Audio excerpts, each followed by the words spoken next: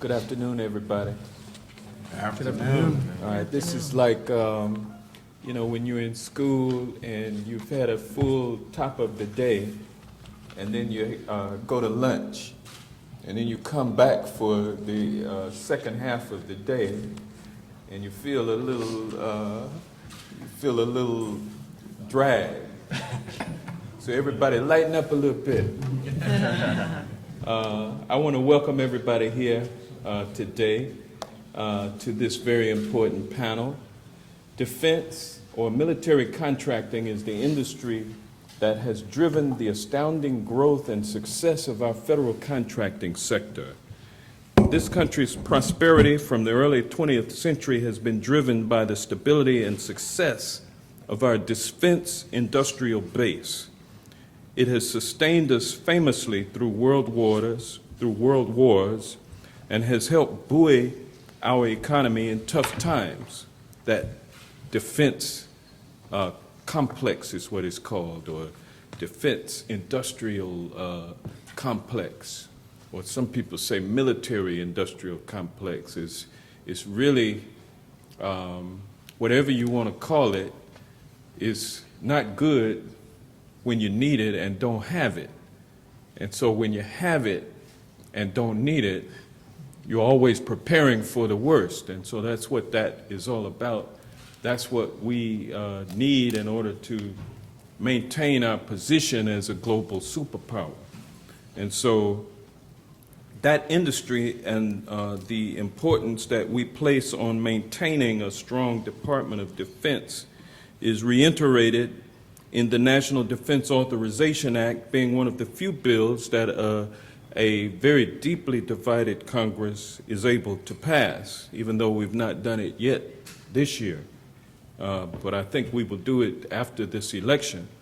This year we will be authorizing over $600 billion in defense-related spending. However, there is an impression among entrepreneurs and small business owners, especially within the African American community, that this economic opportunity is out of reach for the everyday American, or only benefits the defense industry giants.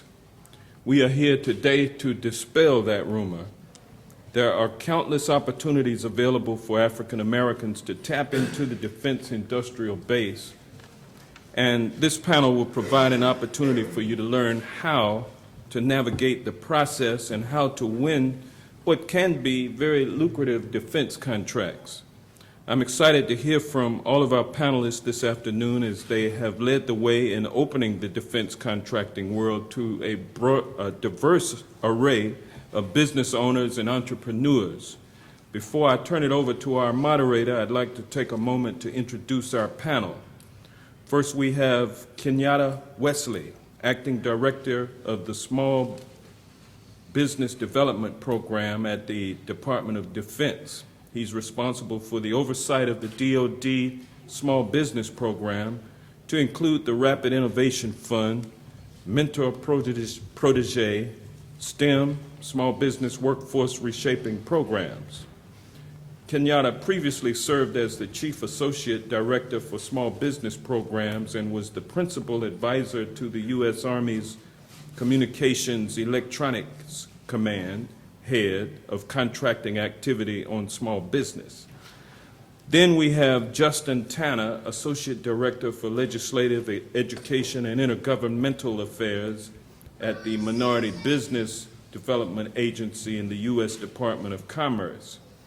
He's responsible for establishing and maintaining positive relationships with members of Congress, the White House, and the Office of Management and Budget.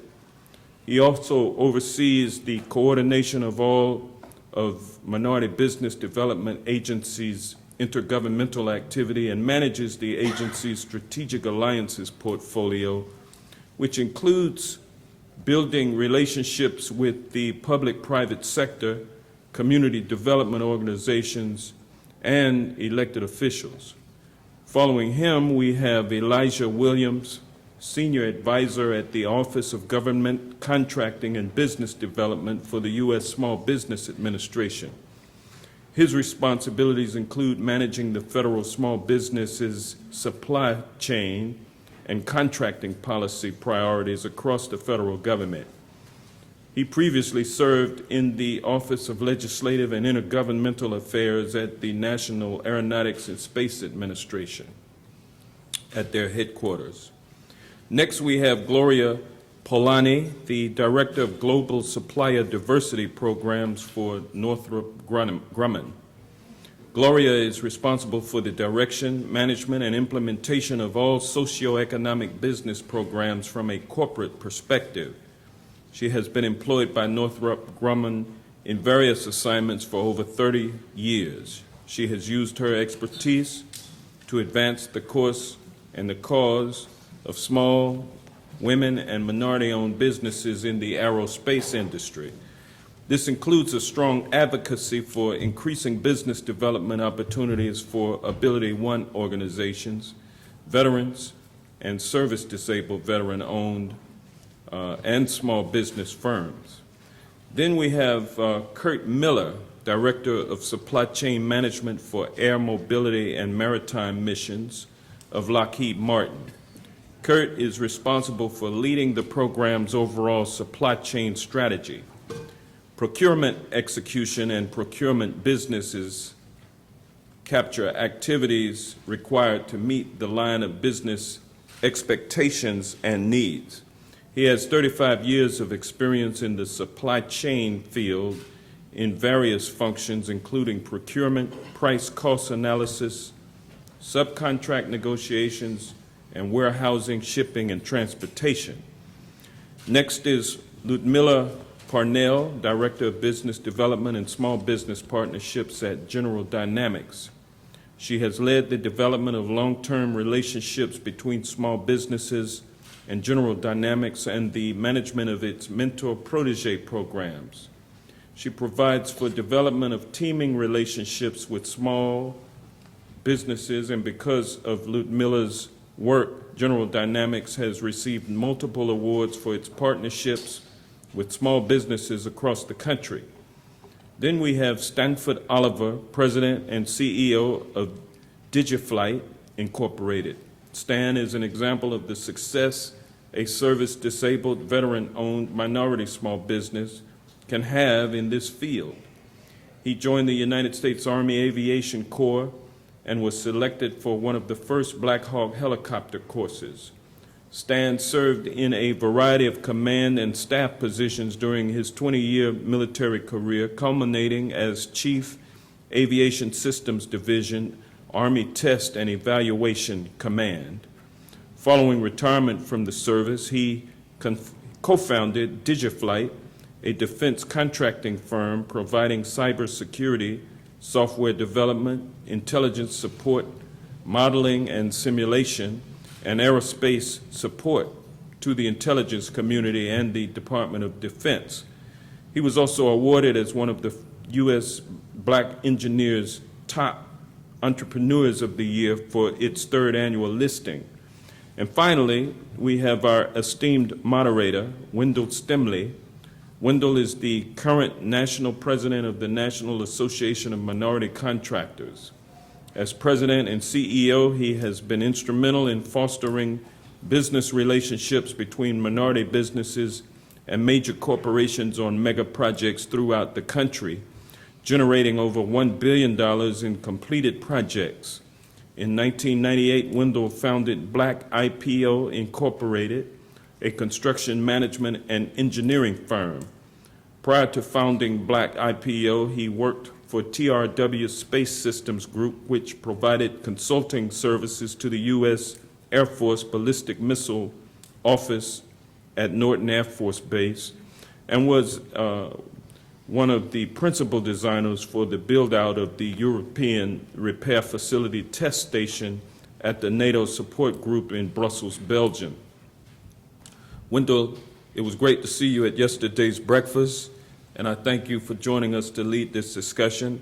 I'm going to turn the floor over to you, and I will return after dealing with a sudden opportunity that has arisen, not a problem, nothing like that, but a sudden opportunity has arisen that I must pay some attention to, And as soon as we can accomplish that that challenge, then we will be right back. So you all carry on. I want to thank everyone for being here today. Thank all of you all for being here as well.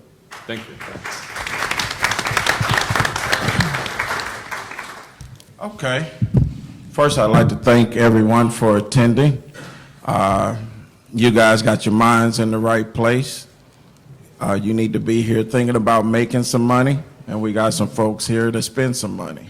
So without further ado, I will let them take 5 minutes to introduce themselves. All right, so I'm Kenyatta Wesley. I am the director for the Department of Defense Office of Small Business Programs. And kind of to describe what I do for all of you after the long bio that was read up there, I'll try to just put it this way, nice and simple. My job is to make sure that you get a fair opportunity to compete for acquisitions within the Department of Defense.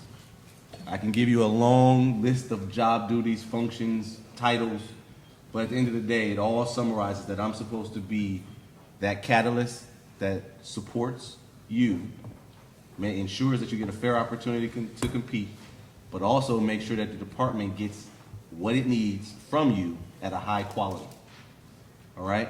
And that means I work with all of these people up here in various ways, shapes, or functions to ensure that they also will ensure that you have a fair opportunity to compete within their companies for other defense work.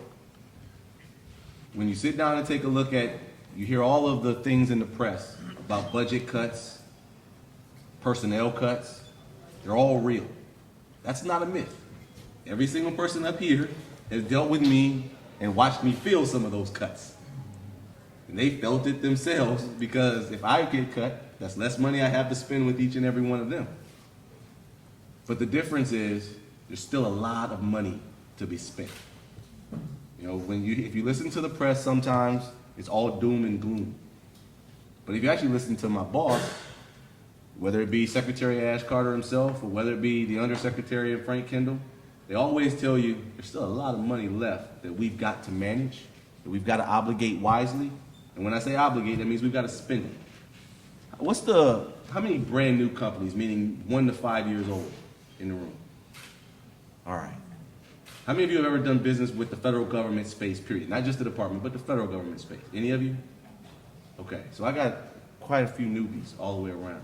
How many above 5, between 5 and 10 year companies? All right, so I got some sustainment in the room. And then above 10 years. All right, so we got some longevity too. The reason I ask those questions is because it kind of helps us up here on the panel understand how we need to communicate. So if we use a bunch of acronyms, things you don't know, stop us. Put that hand in the air and say, what the heck does that mean? It's okay. Sometimes we talk the way we communicate every day, instead of sometimes taking the time to explain things in a manner in which you need to receive them. And it doesn't matter if you're the 20-year company or the one-day-old company, there's something left for you to learn. So I want you to make sure you take the time to pay attention because each of us have a different point of view. Lately, I've been on the analogy using the movie The Vantage Point. If those of you who haven't seen it should probably take a look at it. Because the way you are going to see a situation is from the vantage point in which you view it. So you as a company who ran into a poor employee within the federal government space might think all of my government folks, including myself, are just the way that one employee was. Some of you have ran into a good one, and you had a great experience, generated tons of business. So you think all of us are that great. It's not that so either. And some of you have run into some of my large business counterparts up here and other government agencies and had good or bad experiences, and you formed your opinion based on that. And what I often ask you to do is when you try to figure out how you're going to be successful, you got to open your brain, open up your mind, and understand that the way that you're going to be successful most is listening and then following up with action. One of the things that I'm responsible to do is make sure that you always have good information, that it's quality information, that it's been reviewed, and it's current and up to date. So we're going to try to make sure we give you some of that. while we're here today. So I'm gonna stop there and then we'll go on to the next and circle back. Thank you, and good afternoon, everyone. And once again, my name is Justin Tanner. I'm basically the Associate Director for Legislative Affairs at the Minority Business Development Agency. We are one of the 12 bureaus of the Department of Commerce, and I just want to give you guys a little bit of kind of like a lay of the land, so you'll know how we fit into the grand scheme of things in comparison to other federal entities like SBA or DOD. We are one of the 12 bureaus of the Department of Commerce. We've been around for 46 years. And we exist through an executive order. And the reason why that's different is because SBA is statutorily authorized to direct, the president directs an administrator to help small business. We exist through an executive order, and we're solely focused on minority businesses, which makes us very unique within the federal government. We focus on three basic areas: providing businesses with access to capital, access to contracts, and access to markets, where we look to kind of help minority firms scale and grow. My office in particular is responsible for our intergovernmental affairs function, both at the federal level and at the state and local level.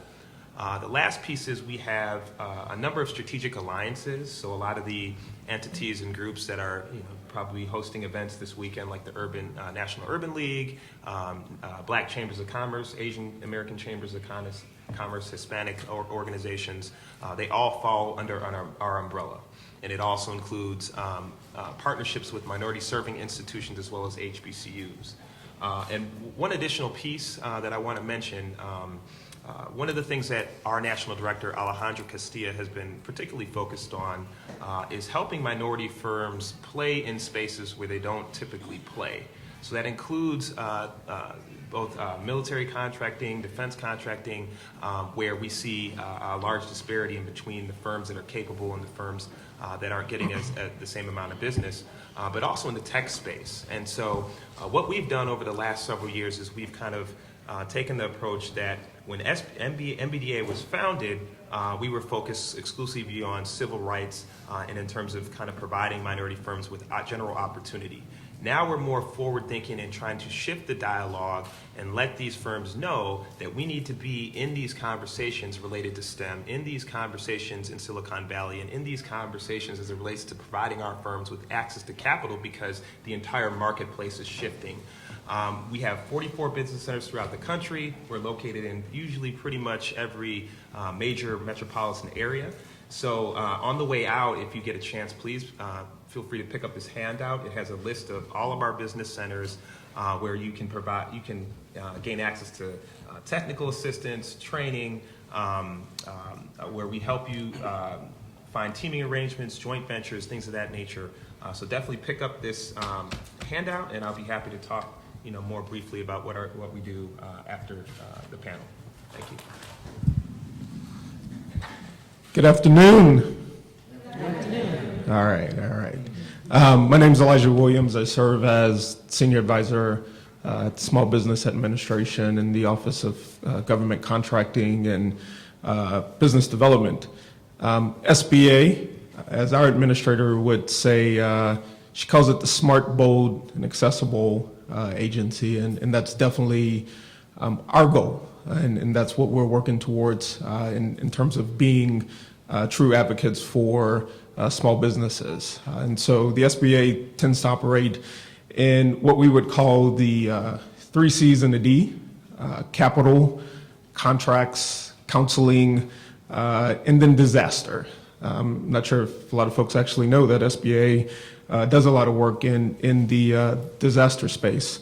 But my office in particular, led by our associate administrator, John Sharaka, oversees a wide variety of programmatic tools and actions through policy, as well as working across the federal government with Kenyatta and his teams, Kenyatta and his fellow counterparts in the OSDBU offices, Office of Small Disadvantaged Business Utilization, or Small Business Program offices, which is a little bit more easily understood than an OSDBU. But we in GCBD, Government Contracting and Business Development, essentially serve as advocates for small businesses in help small businesses to do business with the government. And so we do that through a variety of different ways. Probably most familiar to a lot of different folks is on the programmatic side. Our 8A business development program, our Hub Zone program, our women-owned small business contracting program, and even some work that we do in the small disabled veteran-owned SBDVO, small, I always tangle that one up. Essential service disabled veteran-owned small business. There we go. We got you back. Yeah, there we go. Hang in there. Yeah, and so we, in addition to those programmatic spaces, and I'll come back and talk a little bit about what some of those programs look like. But in addition to the programmatic space, we also work in the contracting policy space. And so working to implement statute from Congress and other regulations that will help small businesses to be successful in the federal contracting space. In addition, our Office of Government Contracting runs a field shop, and those folks are our procurement center representatives, and those are SBA employees who are within federal agencies monitoring buying activities. And so it's their job to look across the various agencies and subcomponents of those agencies to ensure that before a competition goes full and open, that it's been considered, properly considered for small businesses. And so that's a very critical job that our folks does as well.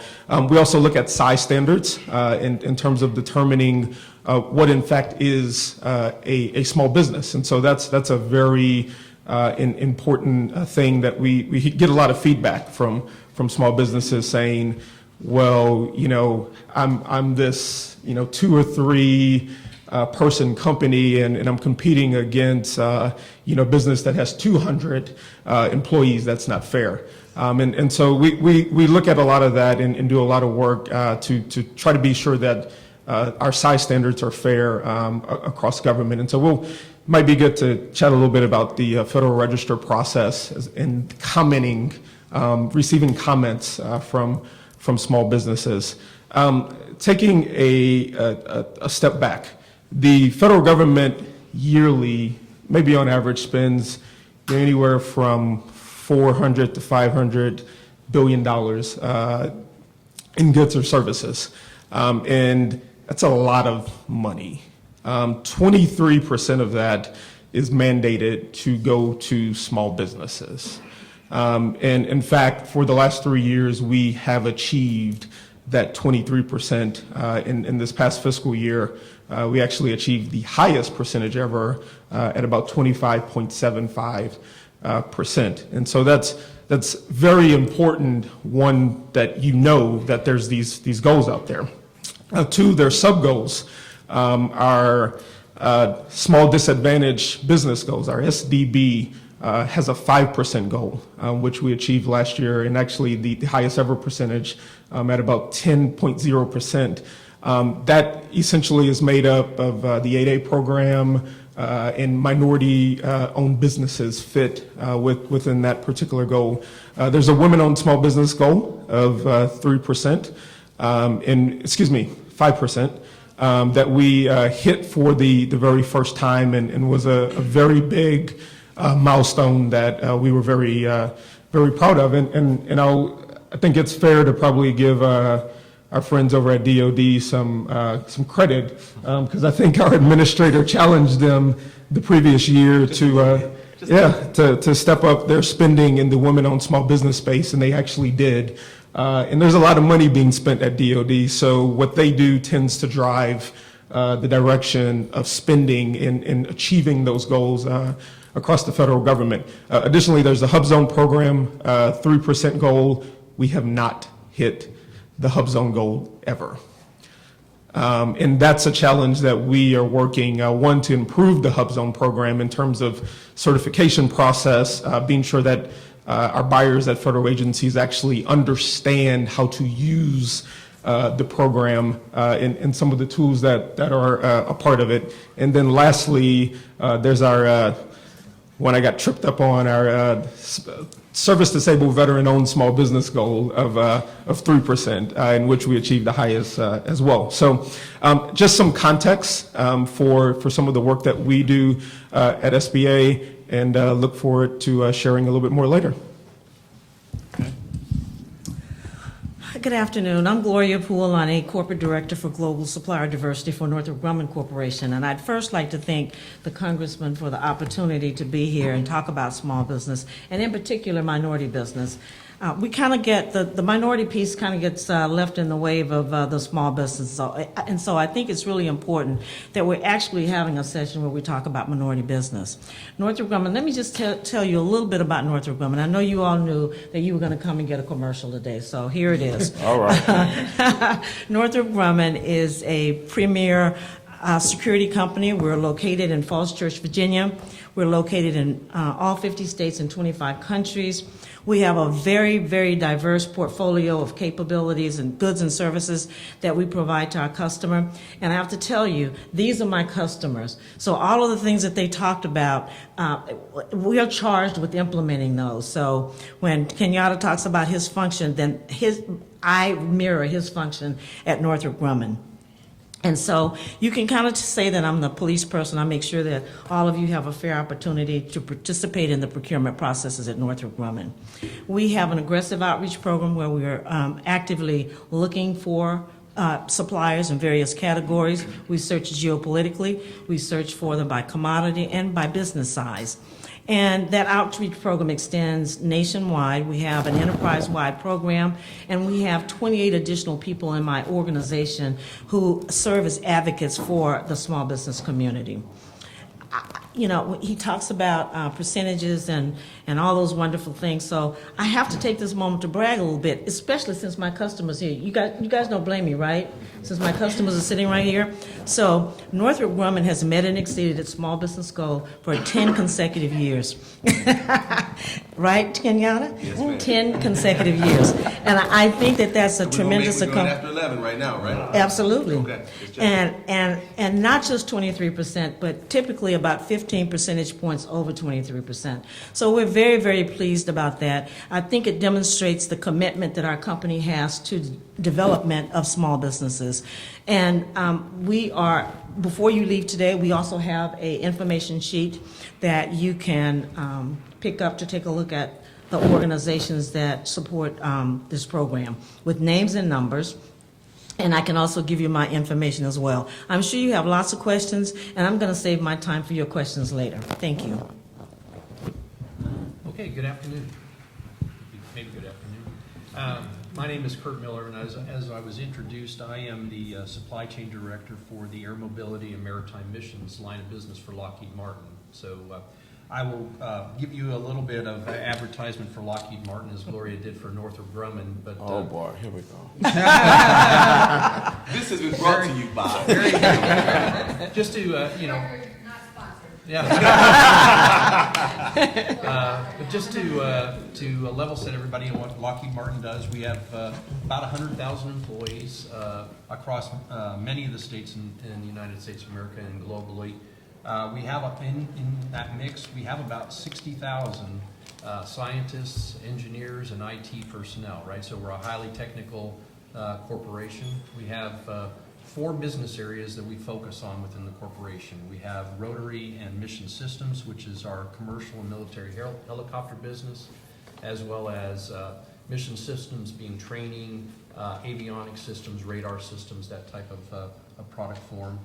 We have Missile and Fire Control, which is exactly what the name says. It's air and missile defense systems that we offer our customer.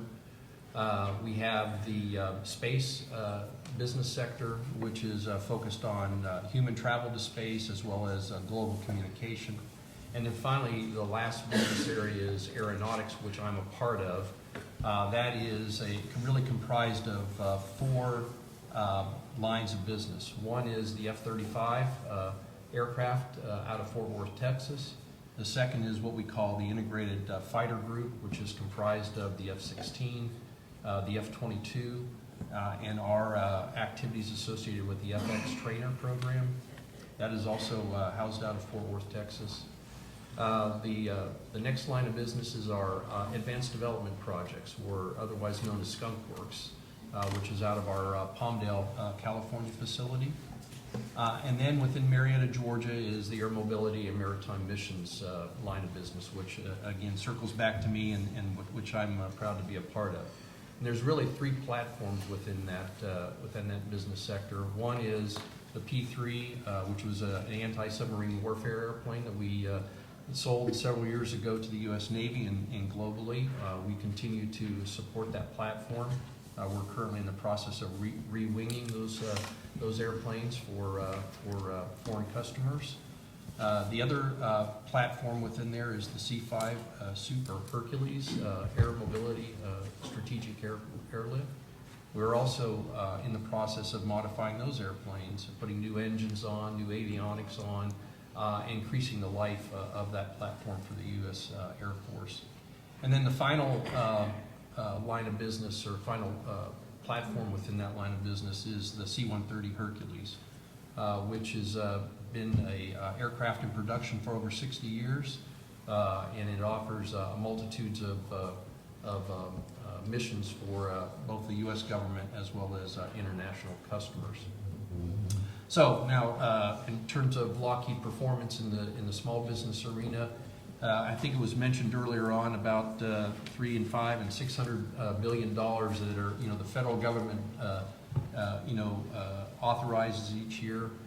You can well imagine Lockheed Martin, within our cost structure, about 60+% of the cost of goods sold goes to the supply base. And last year in government fiscal year 15, we spent about $4.7 billion in the small business community. We continue to be very actively engaged in that arena, and I'm looking forward to today's discussion.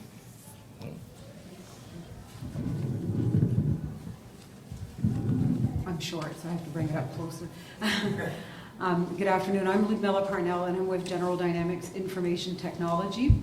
And I'm actually, as was mentioned before, the Director for Business Development, specifically for small business partnerships. Why that matters, or should matter, is because I actually am not on the contracts or the purchasing side. Because I'm with GDIT, we tend to focus a lot on teaming and services, because we really offer mostly IT services. So that's why my title is more on the business development side. And I tend to be the one who helps small businesses understand how to team with us, and also search for small businesses when our capture managers and our business development managers are looking for teammates. I'm also the chair for the General Dynamics Small Business Committee. General Dynamics is really important when you're marketing to us to understand how we're organized, because it makes a huge difference in the way you're going to market to us. We don't have a lot of corporate offices, including small business offices. Everything is at the subsidiary, most of everything is at the subsidiary level. So we have 4 major business groups, one of which is the aerospace. You've probably all heard of Gulfstream Jets, maybe even Jet Aviation. They do some pretty cool stuff. And then we have on the marine side, you may have heard recently of all the ships that have been launched in submarines with Electric Boat, NASSCO, and Bath Iron Works. So that's our shipbuilding side. And then on the combat side, we have, in the U.S., we have the land systems, General Dynamics Land Systems, and General Dynamics Ordnance and Tactical Systems. And then finally, the last group, not least, is the Information Systems and Technology sector, or group. And General Dynamics Information Technology and General Dynamics Mission Systems are part of that particular sector. But we all operate as independent subsidiaries. So when you're marketing to us, although I'm the chair for the GD Small Business Committee, you really need to be marketing to those individual subsidiaries that all have lead SBLOs, Small Business Liaison Officers, that will help you understand their particular business unit. And we do have a common web page and a common registration system, but you still need to market to them independently. In terms of, as I mentioned before, my particular role is really to help you on the teaming side, understanding how to work with us, and if you're looking at opportunities that you're interested in, I usually, if I don't know off the top of my head, I can usually find out pretty quickly who is tracking that particular opportunity, and let them know that you're interested in teaming with us. GD as a whole is actually we have about 90,000 employees, so we're a pretty big company to say the least, and that's why, again, it's so important to really target the business unit level. I do have some handouts outside that talk a little bit about some of the things I just mentioned and some of the things that we'll be talking about later on, so feel free to help yourself after to some of those handouts. I'd like to now introduce if you don't mind, one of our good teaming partners, actually, Stan Oliver, who's the CEO of DigiFlight. Thank you. Good afternoon. So I'd like to thank both Ludmilla and the congressman, because as Martin Luther King once said, we all like to hear somebody say good things about you, right? I want to ask a question here. So how does a small business, minority small business, break the color barrier and secure government contracts as a prime, which is probably should be one of your first priorities, and then as a sub to large and small businesses? Hard thing to do. Our goal today is to provide answers to those questions. So I want you to give all these guys, I want you to keep following up with them, keep asking that question, and let them help solve it. So my name is, my name is Stan Oliver. I'm the president and CEO of DigiFlight Incorporated. DigiFlight is a service-disabled, veterans-owned small business. I think I got that right.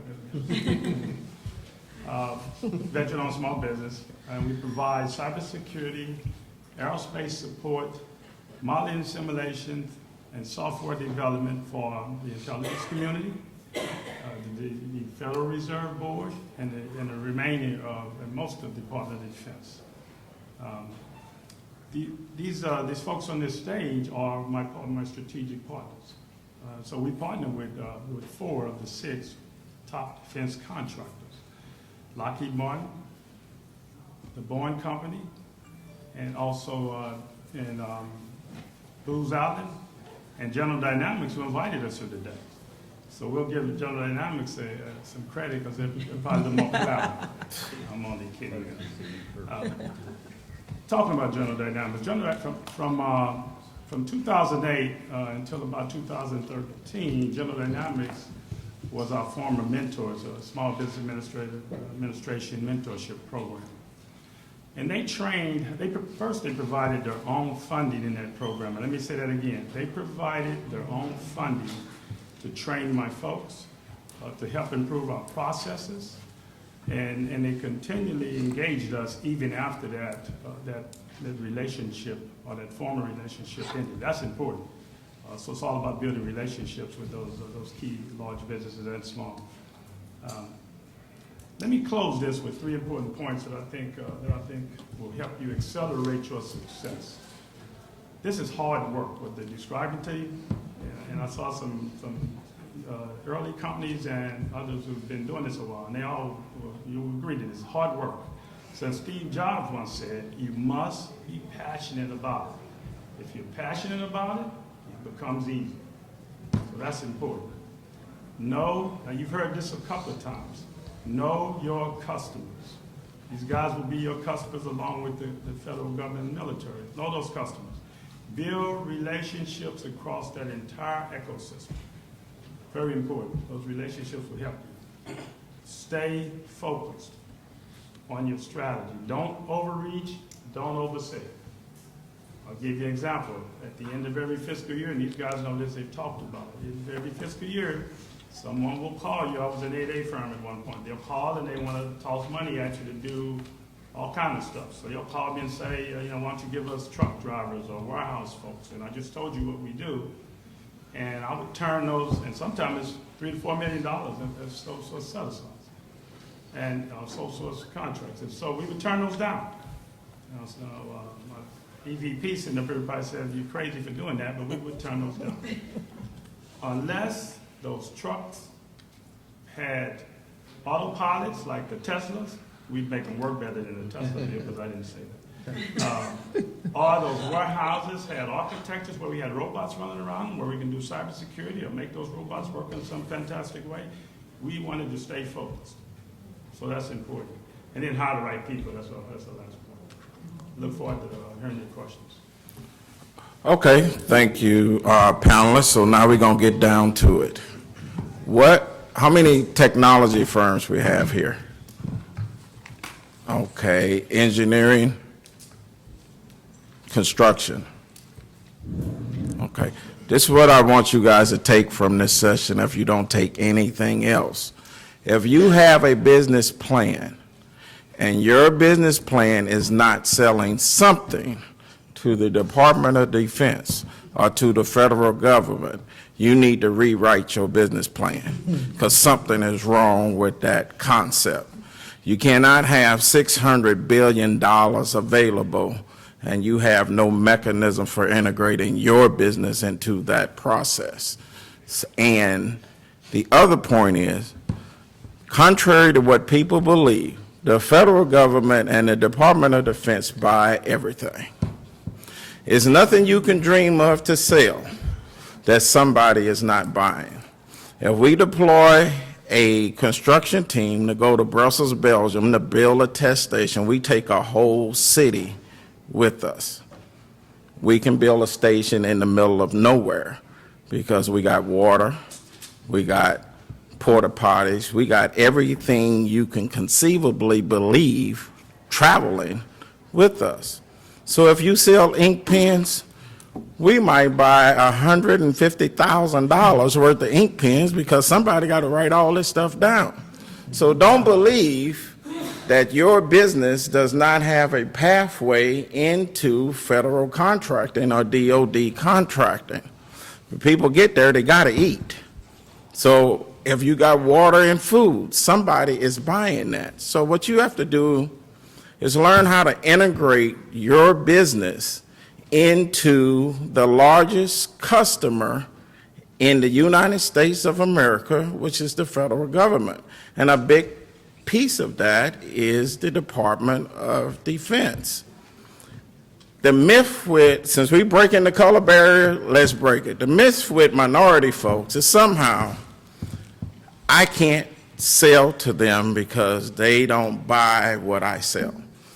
Well, I would challenge you to go on the Fed Bid Ops and look at the number of, it would amaze you, the things that are procured by the federal government on a daily basis. Matter of fact, sometime the page will change within the day. So on an hourly basis, people are transacting millions of dollars, and we haven't figured out as minorities how to get ourselves in the way of the money.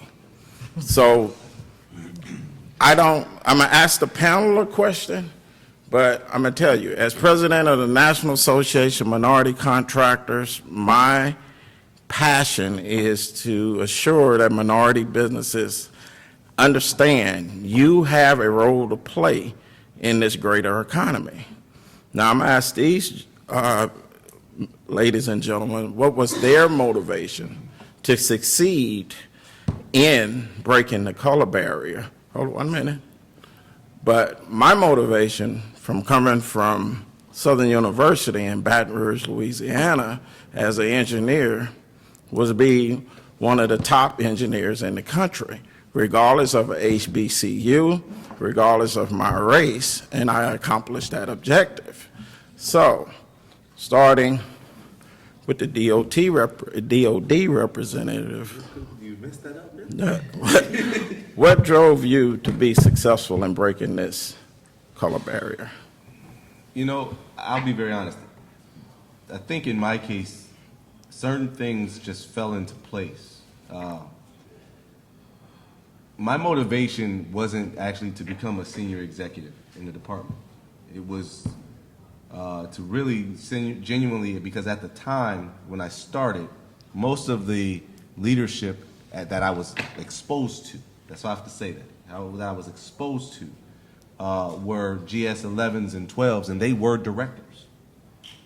And so I spent more time trying to figure out how to lead people than I did focusing on what rank or grade I should be.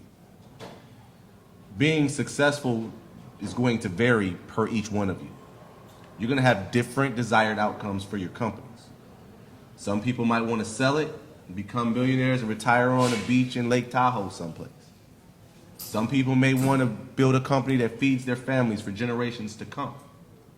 And some might want to be one of the next largest weapons systems providers that the department had. My motivation was genuinely to learn how to lead people and then learn how to motivate them to potentially help the department in ways that I couldn't move. That genuinely was my motivation. It was about trying to figure out how to find the next crop of leaders so they could come up and potentially take the department into the 22nd, 23rd, and 24th century. Because I'm a firm believer that if you're looking at where we are today, we're not going to be in this same place 10 years from now, 20 years from now, 50 years from now. I've been blessed to have family members with long lives, and they told me very genuinely some of the things they got to see.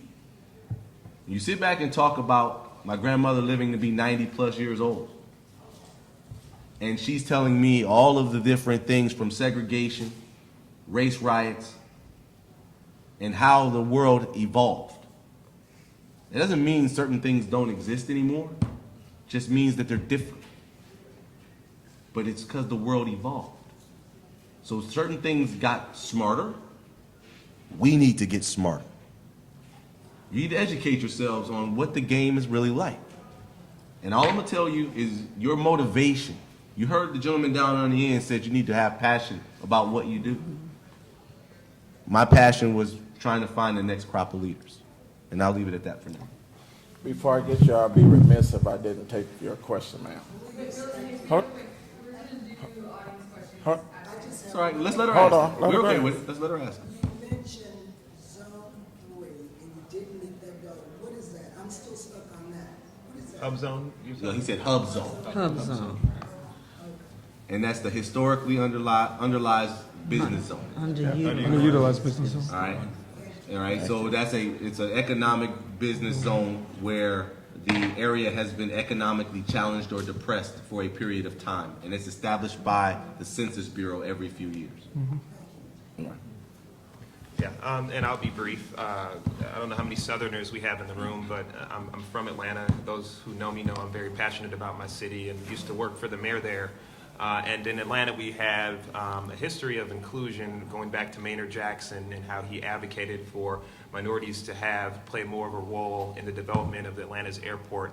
And so I was kind of mentored through those folks. And when I came to the federal government and joined the Obama administration, my first role was in the Office of Business Development at SBA, where I worked with both Elijah and John.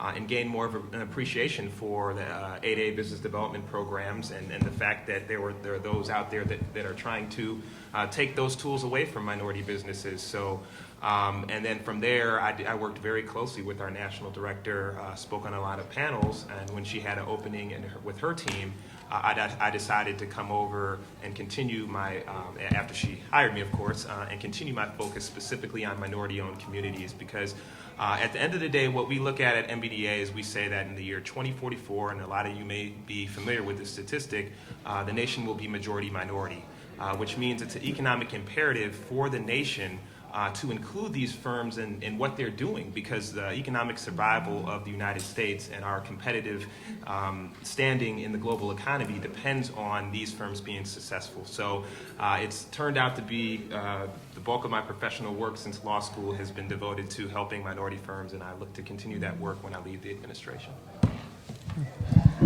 So I could probably answer this question in a whole bunch of different ways, but I actually sort of stumbled into the procurement acquisition space. What wasn't mentioned in my bio was that the bulk of my career was as a contract specialist and then a contracting officer for NASA.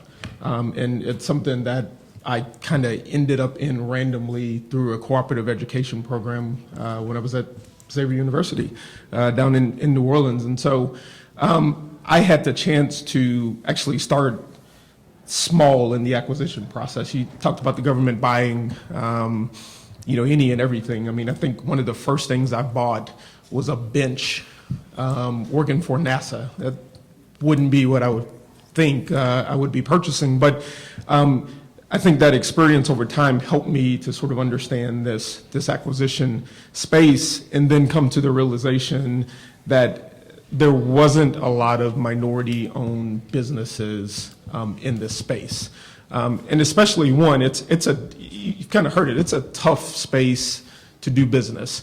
There's a lot of regulation, a lot to understand, a lot of different pieces that make it work. And so I've actually found great joy, having worked in the federal government as both a career employee as well as an administration employee, but in particular being at SBA, having the chance to, do things like this and actually, try to explain to minority-owned businesses some of the resources that exist. And I think that's a lot of what separates companies who are successful and companies who aren't, is that they completely understand where to find resources. They understand how the pieces connect. And so, I think, and I don't want to jump ahead, I tend to find, minority-owned companies only think about operating in a certain subset of government. And maybe it's stereotypical, but you'll find a lot of them in, sort of the janitorial space, the IT space, and it's very limited. And so we don't actually think about what the federal government buys and how to sort of expand our opportunities, expand our thought processes, and in turn expand, sort of our business strategies. And so, utilizing things like FPDS-NG, the Federal Procurement Data System Next Generation. There's a whole wealth of information in terms of what the government buys. Now, it's a tough system to actually dig through and understand, but there's information that's out there and an opportunity to sort of develop and essentially another tool that companies can use to better understand what the government's buying and sort of how to tap into to that market. So I'll leave it there. Okay.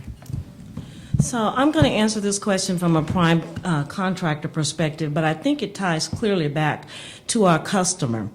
The passion that I have in this space is to identify those companies who have a technological, a highly technological product or service that can help us and our platforms to produce that product or service that's going to enhance our customer products.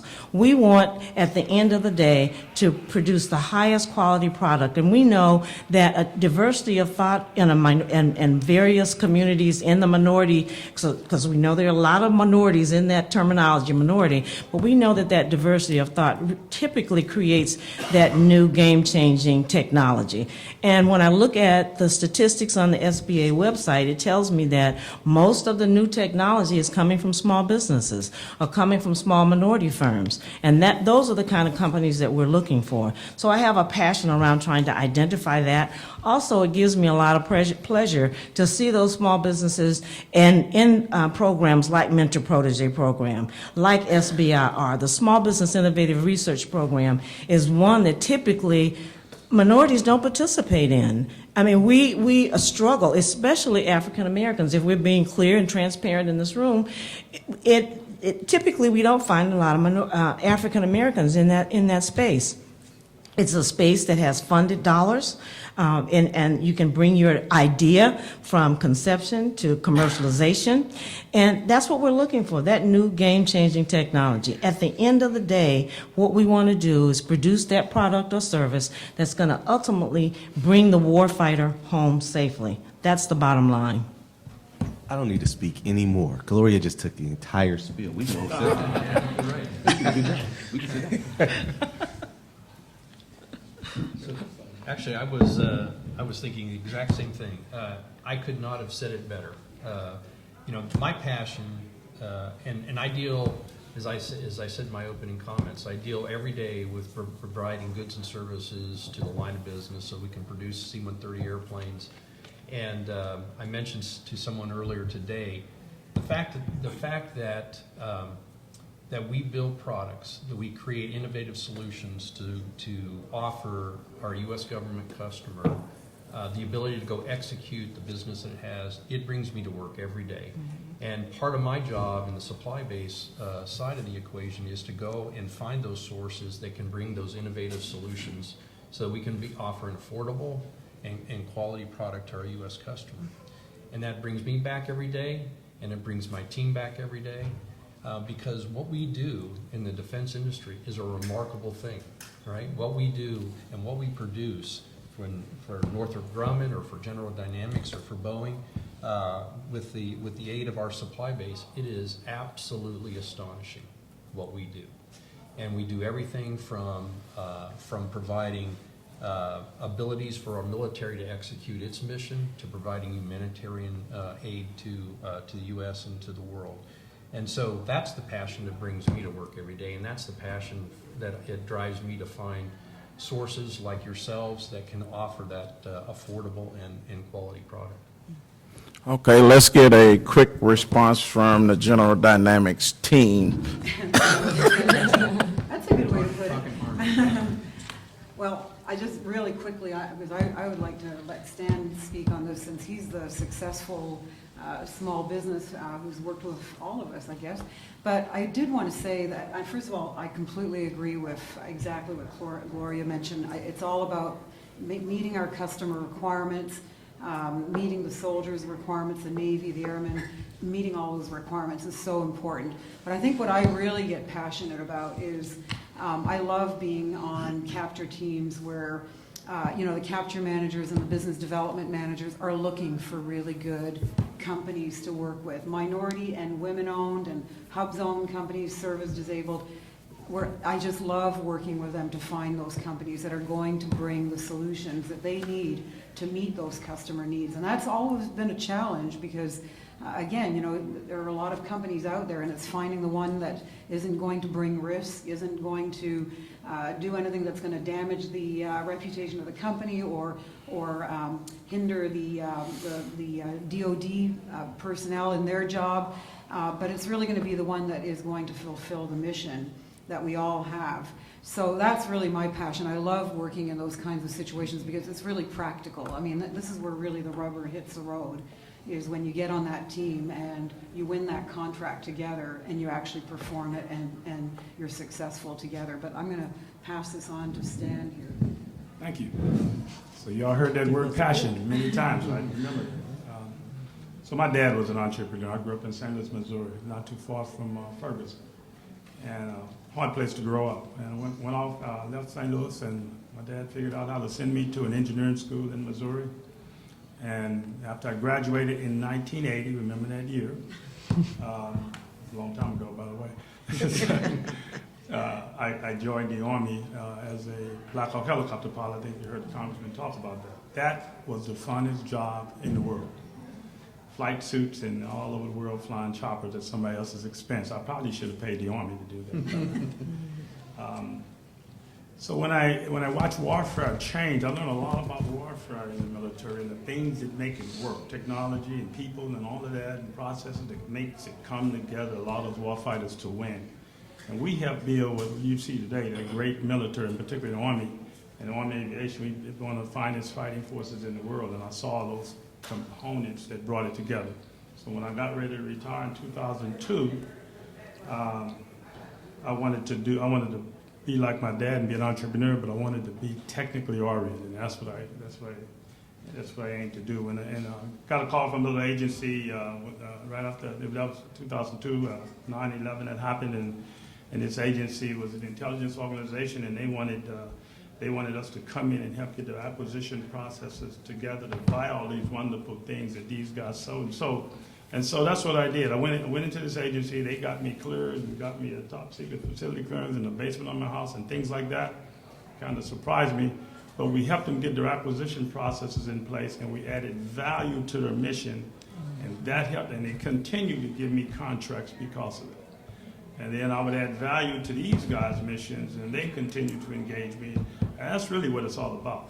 I never walk into some of these rooms and say I'm an 8A firm or services. I really don't. I walk in and say, DigiFlight can provide this solution that you need at the highest going level of service and quality. And then we talk about how it is easy to get to us through 8A or these other vehicles that these guys are talking about.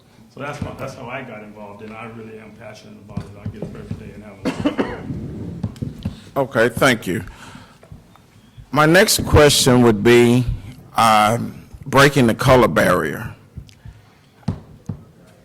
I can't quite get my hands around why minority-owned business believes that they can market the Department of Housing and Urban Development. They will market the DBE program within the Department of Transportation, but they shy totally away from marketing their company goods and services to the Department of Defense. Now, I thank Hank for having this session, so we have to decide, is it the system that's not engaging us, or is it truly us not engaging the system of working with the Department of Defense? So to that end, I'll open it to anybody that wants to respond to that. I'll break it. I'll take the break on this ice. This is important. I think a lot of this is, how do you interpret barrier? And what I mean is simple. A barrier can be self-imposed, meaning our mindset, our work ethic, or our willingness to move forward and approach something new or different. Or it could be something that someone put in front of you that stops you from getting there. Now, you can listen to me now or wish you had to listen to me later. Because some people may say they're not going to listen to me because I'm a part of the machine. But I'm telling you right now, this is one you probably want to listen to. There is no legitimate, real barrier stopping a minority company from doing business with the Department of Defense, either inside or outside. The question becomes, are you able to articulate what your business does in a manner in which the people in the department who have the money to spend understand how to use it, the quality of the product or service, and whether or not it reduces the risk of them failing a mission. You've got to understand the customer, and you've got to be able to understand your good or service. I'm not talking about just being able to stand up and say what it is.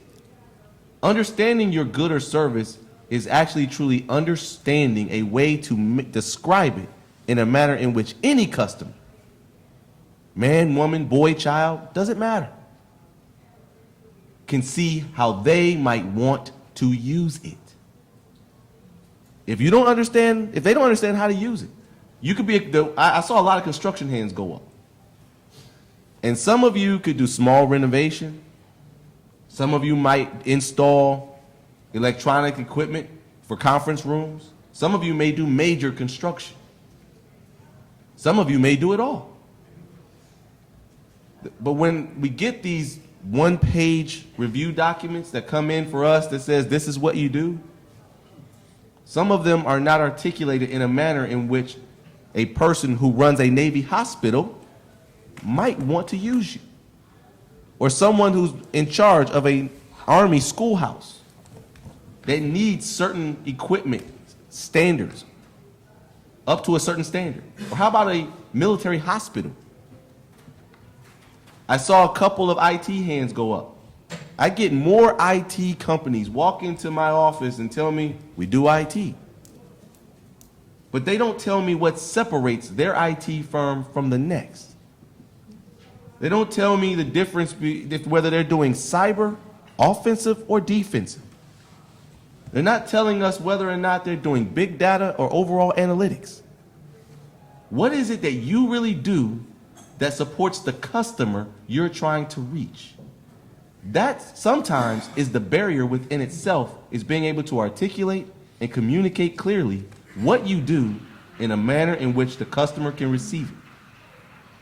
There's not a bunch of, the people talk about policies and procedures, that the federal government has a lot of rules. There's rules everywhere. We all went to school. We had to use rules to get through high school, elementary school. Doesn't matter. You had rules in your parents' house. You got out. At least most of you. I mean, think about it. But in order to use it, we had to learn the rules. And a lot of people make excuses for not learning the rules. But those rules are written in 2 nice, pretty books. They even made it free on the internet now. It's called the FAR and the DFAR. Federal Acquisition Regulation, Defense Federal Acquisition Regulation. It's a boring read. But if you want to play in this space, you got to learn it. So I'm going to stop there and give somebody a chance to continue, because I can go all day on this one.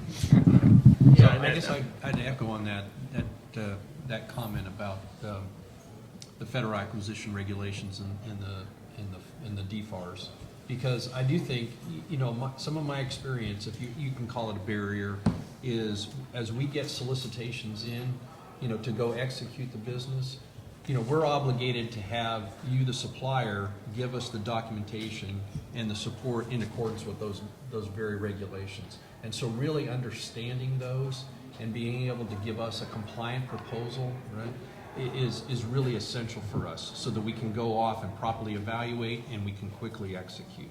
And so if I were to really foot stomp something here today, that would be it, right? Is really clearly understanding what the requirement is.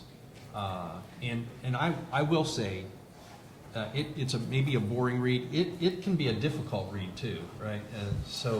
But I think it's really essential that you have a really good grasp on what it is, because that helps that value stream, that helps that flow, you know, very quickly if you get a good compliant proposal. I'd like to add one thing. Kenyatta talked about know your customer, and I would challenge you to know your competition. And I can tell you, these guys, my competition, I try to know everything I can about them, what programs they're going after, because normally my company is going to be going after the exact same contracts that they are. So I would challenge you, know your competition as well. So, but we are compatimates, though. Which, by the way, is an important thing, because we also team together. So know your competition, but remember they may also be your teammates. I would also emphasize, and again, tagging on different things that have been said, you know, really having a focused approach is so important. You know, having a targeted marketing plan where you have a pipeline of opportunities that you're interested in. I get a lot of small businesses that contact me and they say, well, what are you guys going after? Well, it doesn't really matter what we're going after. It's what do you want to go after? That happens to be something that we are going after also. And contact us on those kinds of opportunities where there's a common element. I mentioned earlier that I'm with General Dynamics Information Technology, but I get many, many manufacturing companies that contact me about manufacturing, their machine shops, welders. Well, you know, in IT we don't do too much welding and we don't do too much machining. So you really need to be contacting the right company. So that comes back to knowing your competition, knowing who your potential customer is, which could be not only the prime, but also understanding the DoD customer or the government customer, whoever it is, understanding what their mission is, understanding what they're trying to accomplish. So, because when we're putting teams together, we are often looking for companies that understand the Army, that understand the Navy, that understand exactly what they're trying to accomplish on that program. And so that's why it's so important to be focused. And I think Stan really brought that up. It's, you know, being focused, and if you have to turn away some things, you might have to do that. Because you need the time to be focused on where it is you really want to go and have a vision of where you want to go. Can I make a quick point about, let me make a quick point. Can you Kenyatta made a good point. You know, there's self-imposed barriers and there are other barriers. I will tell you, in the Department of Defense, there are barriers. The color barrier is real. When I walk into the intelligence community, and I can get into any one of them, there's no diversity. When I go into some of these defense commands, there's lack of diversity. The companies up here that you see here are working really hard to fix that, mentorship programs and things like that. I'm putting up a cybersecurity software development center, and I'm working with all of the HBCU engineering schools, an organization called AMY, to bring those youngsters into this community, into these communities. And so things like that we've got to do and reach out, and it is about knowledge. You need to pick up the National Security Act and things, those kind of documents that describe how the Department of Defense works, and learn it. And the FAR and DFAR and those kind of things, yes. I mean, they're boring documents, but it tells how they work. And get yourself at a level of knowledge, but they also bring youngsters into this. There's some talented engineers out there, or whatever field you want to be in, but understand how DOD consumes those services and products, and you'll succeed. But there are barriers. You got to work. Now, when I say that, you work hard at it, and you be passionate about it, you can knock those barriers down every day. The other thing, I'm sorry, I just need to say this. Okay, well, go We're on. here because we are your advocates. If you call my office, if there's an issue, if there's a payment problem, if someone has been rude to you, if you've been trying to reach someone for 10 days, then that's unacceptable. And it's my responsibility to help correct that and to help change that culture within my company. And so we're your advocates. We wouldn't have jobs were it not for you. So utilize us. And if we don't do the job, then you go to that next level. There really should, I mean, if there are barriers, I agree with that. And there are some people who are passionate in this space, and there are some who are not. So you have to find that one person who is, and make your voice, let them hear your voice, make your voices known. Go to Kenyatta. If I'm doing something that's not appropriate in my space, in my company, as it relates to developing a small business, if you go to Kenyatta or my bosses at DCMA or SBA, trust me, we'll get the phone call. Yeah, they will get the call. And we'll respond. There will be a correction action in place. Kenyatta, you want to close this? All right, so I just want to follow up to one thing, because he brought up specific organizations as an example. And I just want to make sure people understand that when you walk into a room, and I do it every day, and there's a lack of diversity, at least diversity in the manner in which you like it, the people with the power to correct that is you. It's when people sometimes see a room or an office or a building and they say, there's a lack of diversity. I went to this organization, there was only one company of minority descent working, and it wasn't black. The way to fix that is start competing there. You get to know what they do, start competing there. Then get your counterparts in this room to start bidding and putting in proposals. Because I can tell you right now, I get the metrics and the data, not just of who wins, but who competes. How many people actually put in a real proposal and competed? If you didn't know, I'm gonna tell you something today, a little known fact. We are winning in the percentage of which we bid as minority companies, which is actually a good thing. If you're winning at 3% and you're bidding at 3%, it's about right. If you want to win more, you gotta bid more. If you're winning 80 to 90% of the 3% you bid, that's a good thing. The key is you gotta start to bid. You can't win anything if you're not even in the game. You heard someone mention Fed Biz Ops earlier? It's where we post every action over $25,000. Every action over $25,000 is posted there if it's not top secret or above. That's a lot of actions on a day-to-day basis. Transactional-based business. It's not just financial, it's transactional. And if every transaction has a cost, it means you've got to start figuring out how much you can pay to play. And what I mean by pay to play isn't anything unethical or illegal. It means how much does it cost for you to put a proposal together? What do you need to charge to break even and make a profit? and then figure out whether or not it's even a viable space to play. Because you need to be able to make a good business decision in order to be successful long-term in the department space. That's important. Okay.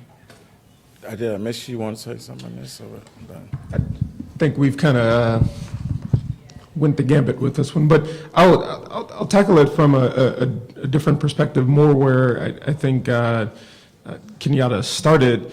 I think it's really essential as a business when you come to the table that you come prepared. And just being frank, I've had the chance to do a lot of forums like this, and you'll run across some companies who aren't prepared to step into the space. And even if they are prepared, perhaps they're thinking a little bit greater than maybe where they are at that particular time in their company's career. Maybe you're starting out and your vision is, oh, long term I want to be a prime contractor. I think that's a good goal, but as a brand new company, perhaps you should be looking at maybe second and third tier subcontracting opportunities, first tier subcontracting opportunities, and sort of developing a strategy over time that will help you grow your revenue, grow your experiences and expertise as a company, so that when you do get into the room, you're prepared to make the right presentation, to let folks know what you bring to the table. There's a lot of, for some of the new companies, there's a lot of different resources out there. In the federal government space, there's the SBA district offices. Our folks work very hard. You have Kenyatta and his team at DOD in the OSDBU office, Small Business Program offices. Each federal agency has an OSDBU office. They're supposed to be your advocate at that agency. In addition, there's a lot of resource partners that SBA works with, your small business development centers, your SCORE chapters, your women's business centers. These are free counseling tools, for the most part, very free counseling tools that are available to you to go and sit down, learn how to do business with the government. Justin mentioned PTACs, which are, some of them receive a lot of funding at the state level, but honestly, I think some people might say might be an even better tool if you're looking at tapping into the procurement, the federal procurement or state or local space. So I believe in folks helping themselves. I like to say I like to help folks help themselves. So that means you have to be willing to do the work. And I think if you do the work, not to say that there won't be challenges and that there aren't challenges out there, but I think it puts you at greater odds of being successful. And PTAC stands for Procurement Technical Assistance Center, so in case folks didn't know. Okay, well, take your pen out. I'm finna tell you how to get a federal contract. The first thing you gotta do is go to the federal bid ops page and look at the procurements in the skill set that you have. Now, there are two interesting individuals on this procurement page. One is the contractors that are competing for the job, and one is the contracting officer that is managing those contractors competing for the job. The first successful job I got was a result of contacting the 3 shortlist companies for procurement on a military hospital. In talking to those 3 companies, one company did not respond.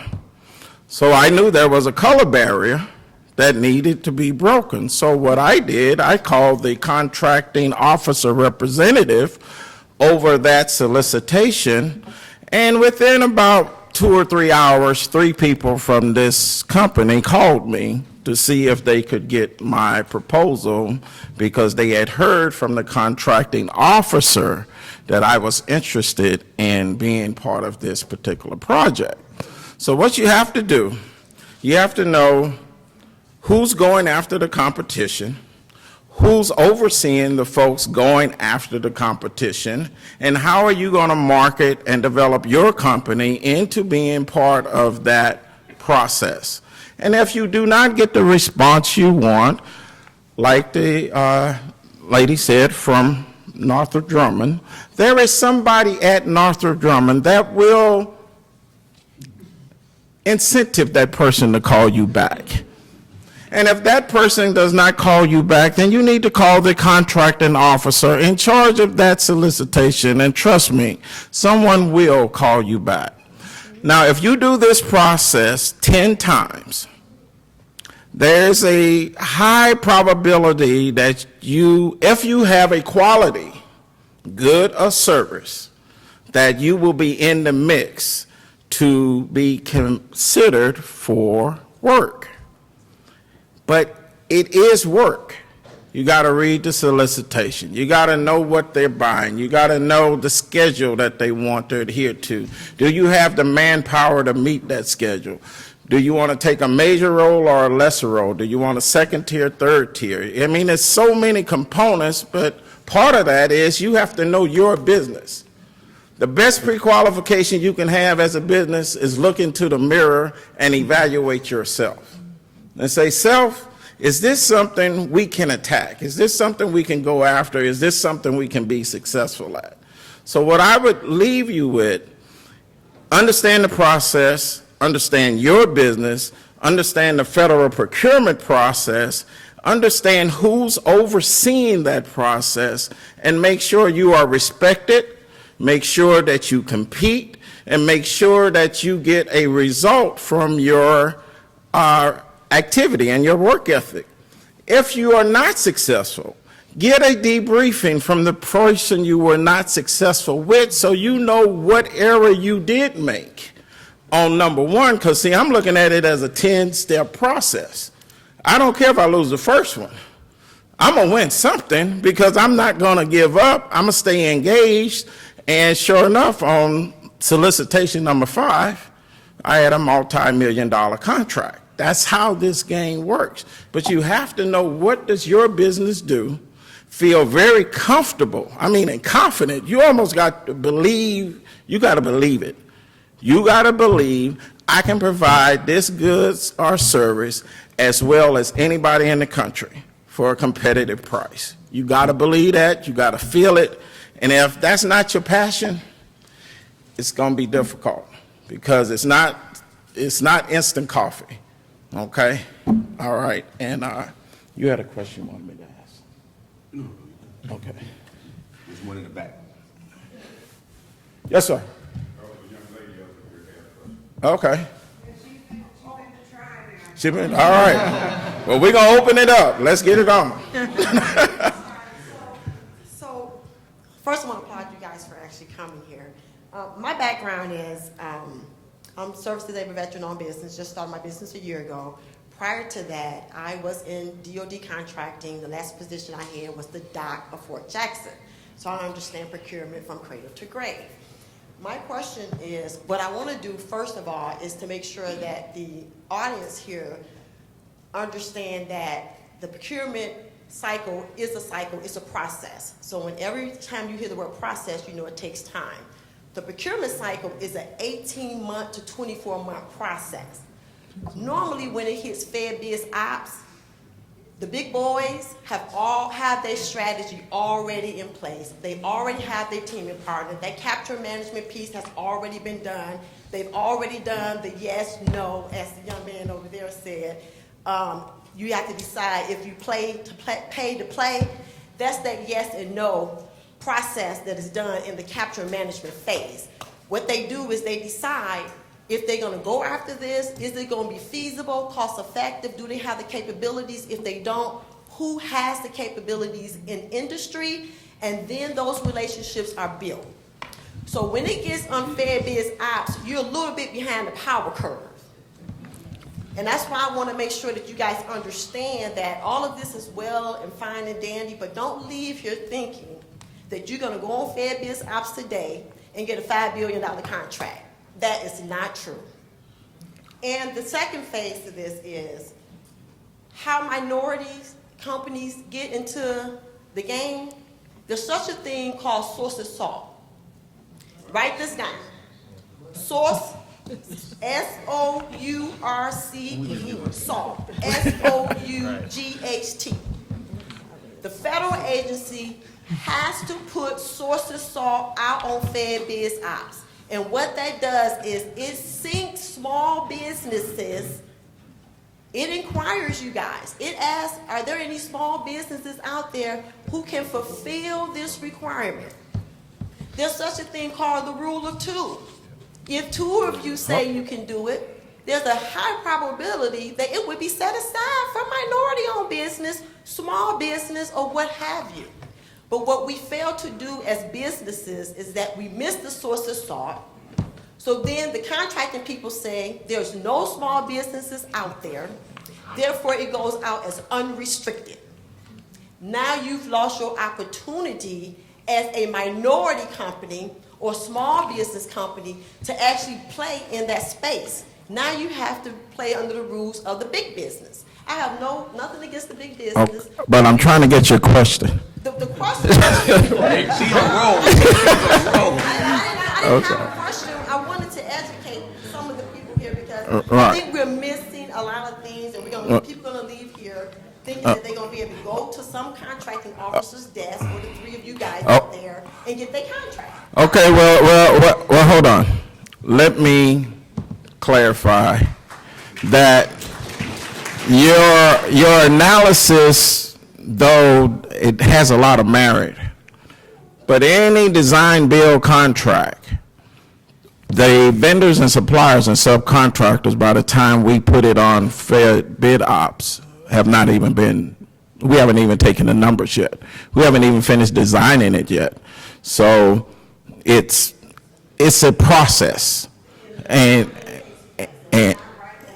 Okay. It's a process. Hold on. I think we got some panel members up here that really want to get some things out, but I think the challenge here is they have some questions that they want to get to. We want to get to. So let's let them ask us questions, so that way we can get what they want out, and then we can respond to what they want to know. I think that's what you want. All right. Yes, So sir. Start here.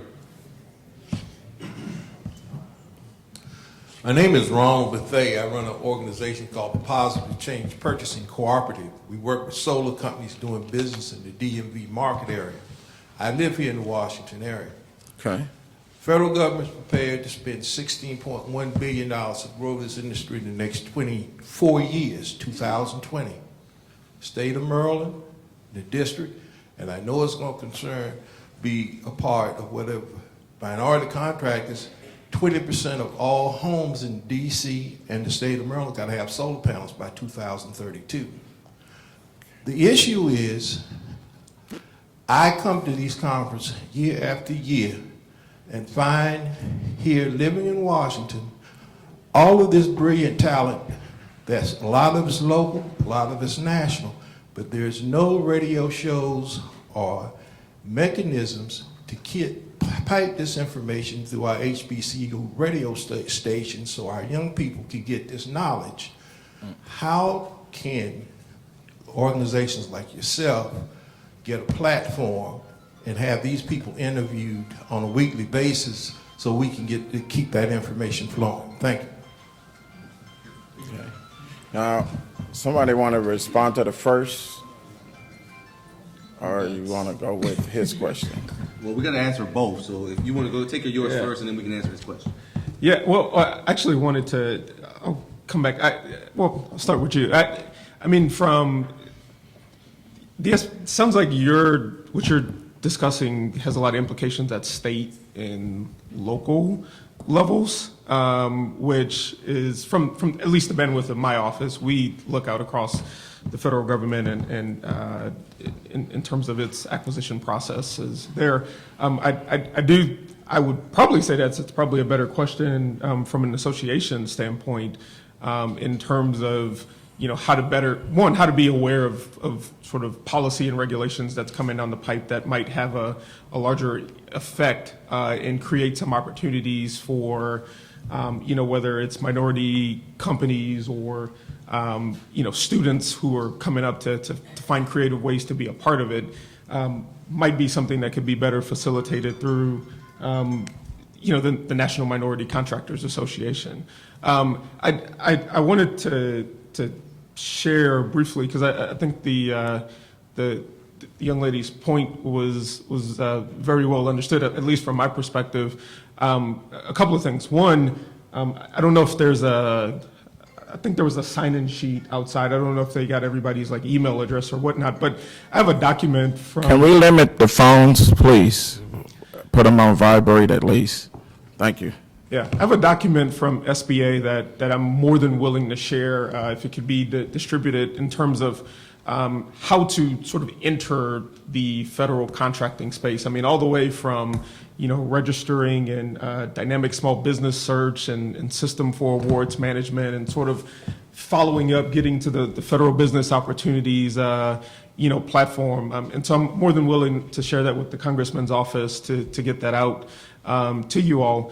To your other point about sort of when acquisitions hit, Fed BizOps, the game is over. I don't want to misquote you, but I hear that comment quite a bit, and I think there may or may not be truth to that. I think I'm not willing to say there's a ton of truth, but I think that's a valid point. And so essentially each federal agency should have and has, I believe, an acquisition forecast. And where they're projecting out their acquisition needs over fiscal years. And so you should be able to see, if a contract exists, who's the incumbent on that contract, essentially what goods and services they're provided. And I'm not sure if you can see actual contract value, but possibly. And so, that's something that you should be able to access from each federal agency's website. I'm not sure if, I would assume that the OSDBU or Small Business Program Office would be able to help you to identify some of that.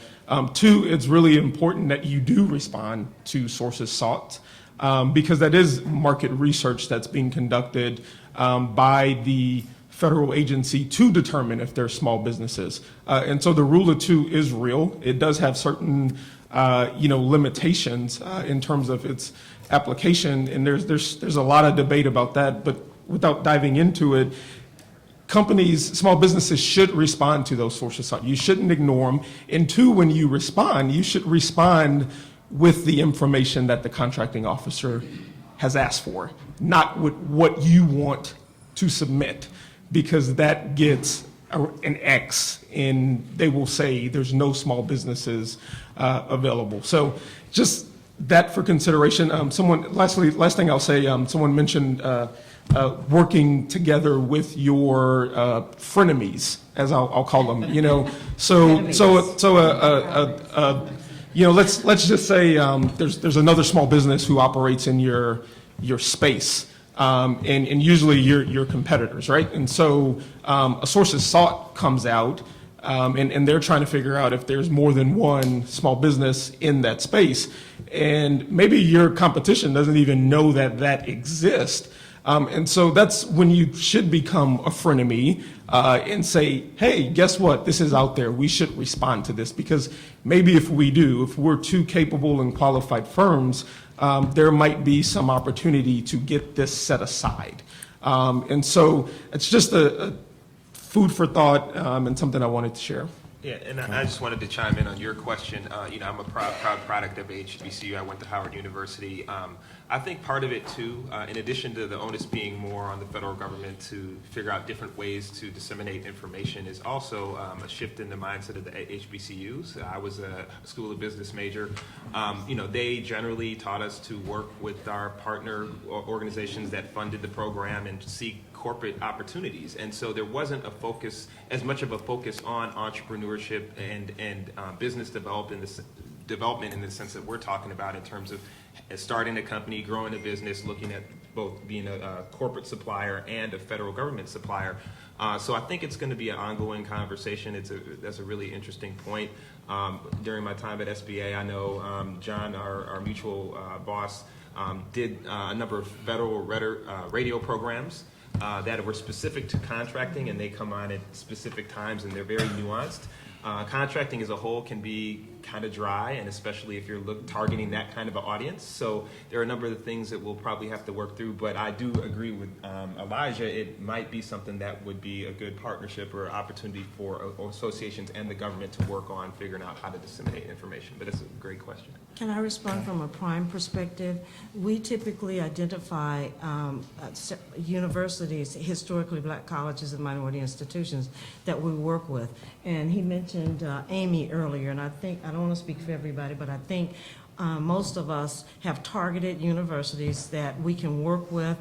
For instance, we're starting a cyber warrior program around cybersecurity. We're working with an organization called Amy to identify students because this is not being taught in the universities.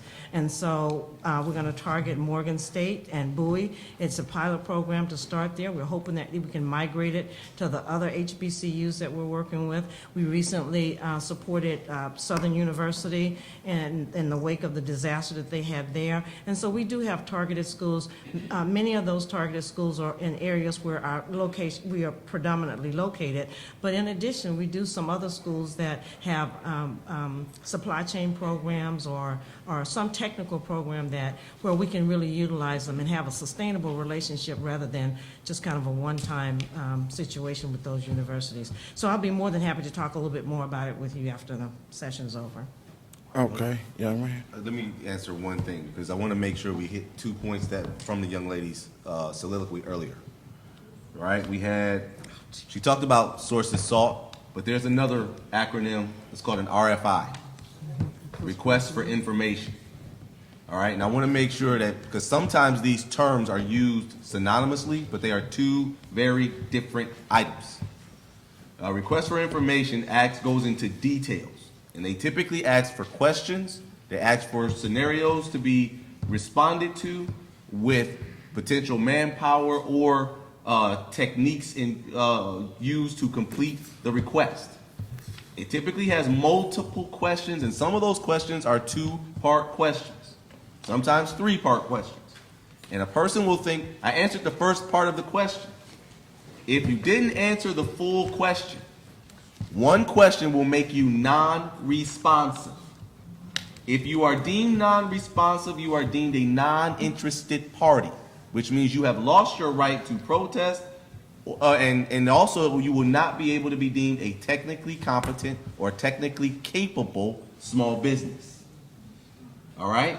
It is important to understand the nuances of how the procedures work. You must answer the questions. You must answer them in a manner in which can deem you technically competent. It's not just a rule of two. It's a rule of two that says from technically competent or technically capable people with the anticipation of a fair market price. That means you can't sit there and tell me you're going to charge me $80 an hour for something that's commercially available at $30 an hour. Because that happens. Know your price point. Know your market price. All right? So I want to make sure everybody gets that down. And then the last thing I want to bring up that she talked about was when she mentioned the rule of two and potentially, or when things hit Fed Biz Ops, her actual phrase is correct. She didn't tell you it would knock you out of the game. What she said was it could potentially lower your risk. I'm rephrasing for her, of success. Because if you don't respond and you're competing against the Lockheeds, Raytheon, and Northrop Grumman's, and you're a maybe 1 year and under company or 2 year and under company, there's a good chance you might not win that procurement. And you can't blame anyone but yourself if you didn't respond to the RFI or sources sought to get it set aside potentially. All right? But if you do respond, it increases the odds that it might be set aside the more of you that respond. All right? I just want to make sure we clarify that. She didn't tell you not to respond. She was encouraging you to respond. She didn't tell you, I got to emphasize this because she got really passionate up there. She didn't tell you that if it goes large, you can't win, or if it goes full and open, you can't win. She just said it's going to be more difficult. It's a tough road to hoe. But the point being is new technologies. How do you go about introducing new technologies that aren't on the RFP list? But you could make an argument or a case could benefit. And then the second question is, from the corporate perspective, is what types of minority investment opportunities from a corporate perspective? Are there plans, programs, things of that nature that invest in new technologies? So let me tackle that before you get to the corporations, because I think I want everybody to understand, if you have new ideas and new technologies, that the primes are an avenue, but the department is going after innovative technologies every day, all right, and innovative solutions every day. So you heard Gloria give me the plug earlier about the Small Business Innovation Research Program, Small Business Technology Transfer Program, SBIR, STTR.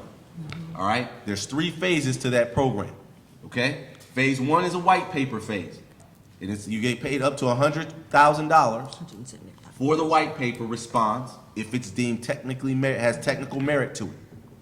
If it's selected for the phase 2, there is a law that allows me to go direct to phase 2 if someone has a good idea where we can rapidly build a prototype. But phase 2 is the prototype phase. It's where you actually can get a working prototype of the idea or solution, and that gives you up to $1 million to build that prototype. Okay? You can potentially get a second phase 2 or a phase 2 with enhancements, depending on the idea and the variation of customers. There's also a program that it's called the Rapid Innovation Fund. Okay? That is not strictly a small business program, but I do run that program for the department. And the law states that majority of the awards must be small business. An average and over 80% of the awards goes to small companies in either medical, biotech, engineering, data, cyber, all those different types of technologies and ideas. We even go into some things when it goes to rust-proofing technologies. Whoever has a phone on, do us a favor. Silence them, please. Everybody take 2 seconds and check your phones. See, remember earlier we talked about knowing your customer? Follow the rules. Following rules? The man asked us, silence our cell phones. It's like a movie theater. Everyone, please, silence your phones. All right? Got a question? Unrelated to any technology other than that. I'm on radio in South Carolina. On 2 stations and I do television. Radio station. Yeah, station. Okay. I want to do ads. I can't find out who does ads for the Army, the Navy, the Marines. I need that. I need somebody. See me after it's over. Okay, that's what I need. Yeah, and can I chime in really quickly on that point? And to the broader point, both Kenyatta and Gloria mentioned about that the commercialization of technologies, new technologies. We just started an initiative at MBDA. If you go to our website, www.mbda.gov, it's called the Inclusive Innovation Initiative, where we're looking to target minority firms like yours and sync them up with the over 300 federal labs in the federal government that are handling and deploying funds like in the SBIR, STTR programs.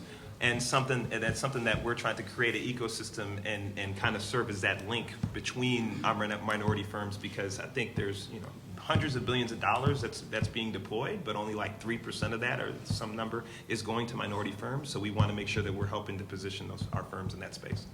I think the large primes actually want to answer or chime in because we kind of stole your thunder on that one. No, I think I would say, obviously we participate through the SBIR and the STTR what happens is when we make the awards. I was actually outside of that, I had to take another call, so I'll get the tape.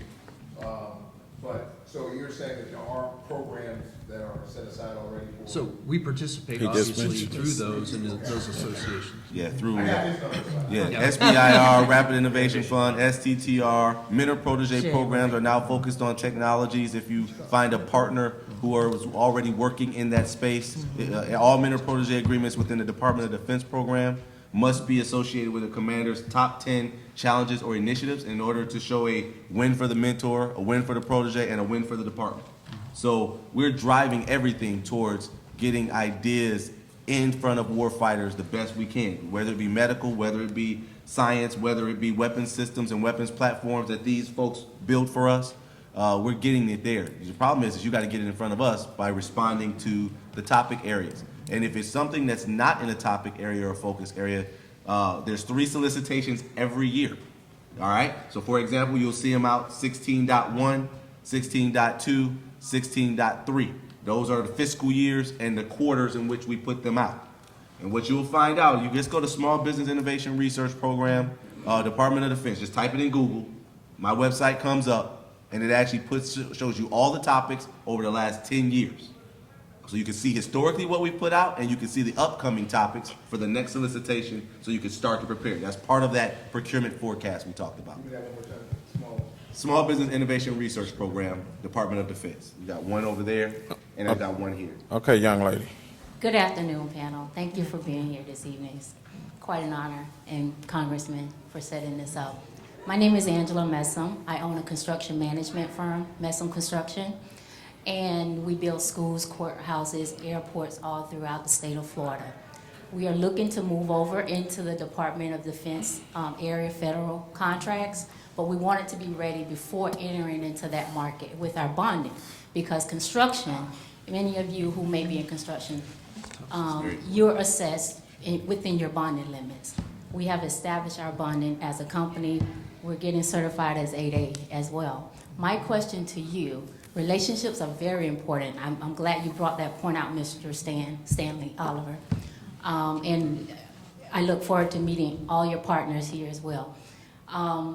What I want to understand is, are you all on any of the selection panels when these opportunities come up? In addition to that, if you are not, do you have the ability to appoint someone from your offices? Also, what is the overall general makeup of these panels that make the final decision of who wins and who loses these projects throughout the scoring process? Because I think as small businesses, a lot of times we don't understand that process.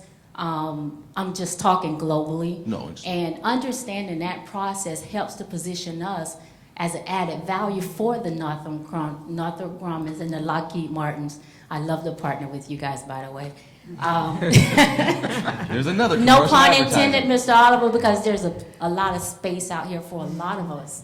So, you know, I would never want to step on your toes along the way either.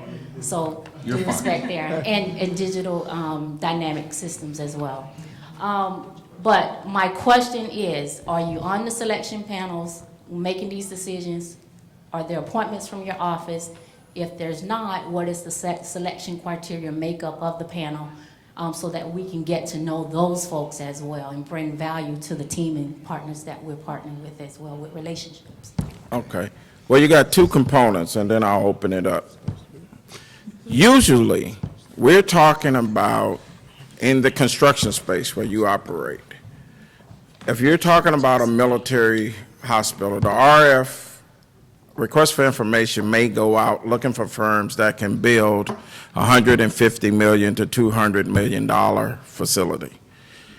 For a lot of small businesses, that becomes an issue of being able to compete in that space. So what they will respond to the RFI as a CM support team to a CM at-risk company, which would then allow you the space to use your $15 million to participate with this larger CM firm as they're putting together their RFI. But it's going to be difficult for you to, you're going to have to find smaller projects to compete with as a prime, if that's the space you want to operate in, because the larger projects, it's, you know, the pre-qualification criteria will pretty much dictate by the selection committee what firms they're going to actually go with.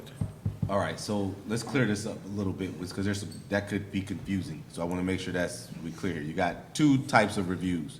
So you got your market research review, which is what he's referring to as far as that RFI or that source of salt that went out, that goes over to a technical person for some type of review and analysis, just to make sure that your response is deemed capable, okay?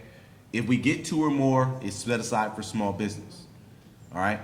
When it's actually gone up through a solicitation phase, and you have if it's done, and now there are different FAR sections. That's why I told you guys know the FAR, whether it's FAR Part 15, FAR Part 12, FAR Part 8, FAR Part 16. I'm gonna say them again. Y'all ready? FAR Part 8, FAR Part 12, FAR Part 15, FAR Part 16. Those are your basics. There are more, but those are your basics. Where you try to figure out the process that we have to follow, it's identified there for each type. That means whether it's commercial items, whether it's a GSA schedule, whether it's an IDIQ or a multiple award IDIQ, or whether it's a regular solicitation. If, in general, I'm going to take the easiest one that most people are going to see, which is FAR Part 15. All right, they do those in construction, they do them in engineering, they do them in services. FAR Part 15, there is a panel, which is what you're referring to. And in that panel, you have technical panels, you have a small business panel, and then you have a cost and pricing panel and a past performance panel. Technical, small business, past performance, and I missed one. Cost. Cost. Okay? So they're in there, either we are on those panels depending on the dollar value. For me to sit on a panel, it's got to be over $2 billion. All right? But I can, for me personally, there's regulations in place for the level that you put you in a review. However, there is a small business specialist or small business professional on all of the FAR Part 15 reviews. They either are on a 3-person team or they do the small business review themselves. If they're not physically on the panel, they are an advisor to the panel. Okay? So I just want to make sure that's very clear. So yes, we are on them, and if we're not on them directly ourselves, we appoint people. Make sense? I think this young lady's been waving her hand for quite a while. I have the mic. I was waiting for a while. I'm sorry, Ms. But my question, Charles Jones with CNS Jones Group. We're a small business, prime contractor with the DOD, Air Force, Army, Massachusetts, California, Nevada, and hopefully South Dakota. My question is to business. Small business, to industry, excuse me. Small business had to do a pushback on large primes because they were naming small businesses on teaming arrangements and not using those small business when the work came down the pipeline. So what are you all doing currently, since the SBA is now working on rules to stop that abuse of power? Thank you. I can certainly answer that from the General Dynamics Information Technology side. It's funny you asked that question because just last night I was on the phone with a proposal manager discussing that very thing, and that was one of the things we talked about. You can't put companies in there. But I will tell you that for us, it really doesn't make any difference because we didn't typically do that. Usually, we wouldn't name companies unless they've got a teaming agreement with us, and that we're really, really strict about that they have a teaming agreement. So if they don't have a teaming agreement, they're normally not going to be named in the proposal anyhow. So I think you have to really get to know, again, individual companies and how they operate and what they do and what their policies are. What this has done is it's basically put a rule in place so you don't do that. At Northrop, we have an advocate on every proposal team. It has happened in the past, but that's because now we have an advocate sitting on those teams so that it doesn't happen in the future. And for Lockheed Martin, it's very similar to Northrop Grumman. Hey, one of the things, just for people who don't know what he's referring to, there is a law that came out in the Small Business Jobs Act. Small Business Jobs Act of 2010. It's called the bait and switch provision. That's what they named it. All right? So if you're not familiar with it, you should take a look at what it is. And basically what it says is, if you believe you are a victim of bait and switch, where a company may have used you to win the contract, but then when the work came down, you didn't actually get any of the work, you can file a complaint either with the Small Business Administration PCR, if it's Department of Defense, you can file it with any of my folks, or you can file it directly with the contracting officer. 3 places you can file it. Now, with that being said, you had better be right. Most of the people believe, that's the key phrase, they believe that they were involved in that proposal or used in some way. But when we actually look at the proposal, there were no names listed. Okay? So if you're not listed, you can't prove that you were ever actually guaranteed any work unless you can produce a signed written agreement or an email where they have promised you specific work at some point. So just keep that in mind. Hold on. She looks real confused. Hold on. Let me No, let her ask you. No, no, let me, No, I'm just trying to understand, on behalf of small business that advocates for us, small businesses, there should be some sort of a compliance form that's submitted with the RFI or the RFP that goes in prior to when the job. Okay, So that you can have the checks and balances and go back, and without a shadow of a doubt, you know, as a company, you are part of that. let me tell you what the problem is. That's the reason I'm moderating. Okay. The prime contractor will submit a small business plan, and that plan is all it is. It's a plan.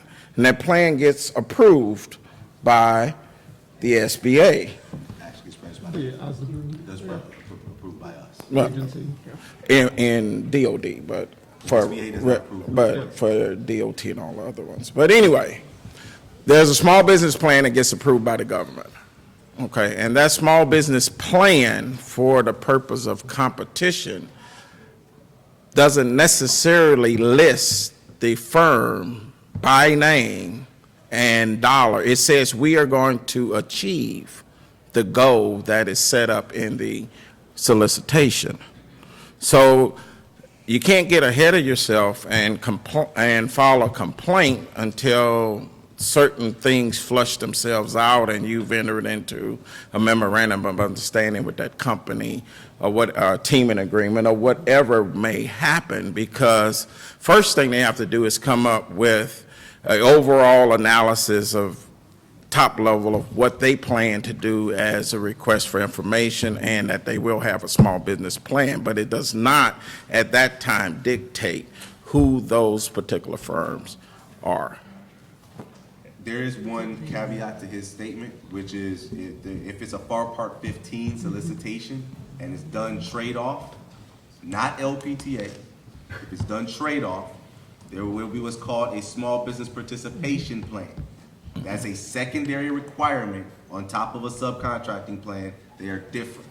And in that small business participation plan, the government does ask for the companies, or at least the key subs that they will be utilizing in order to actually win work. That's both construction, that's both engineering, design, build, major weapon systems, and or services. So there are times where we will request the names of the key subs, which is typically defined as subs that are gonna get 10% or more of the work. That's the typical definition, in which then you could potentially be utilized in that company's participation plan. So out of the 23%, if a company is planning on using you for 3%, you could really feel good about your involvement with this company. They said they were going to use me, and they submitted a subcontracting plan, which then turned into subcontractor participation.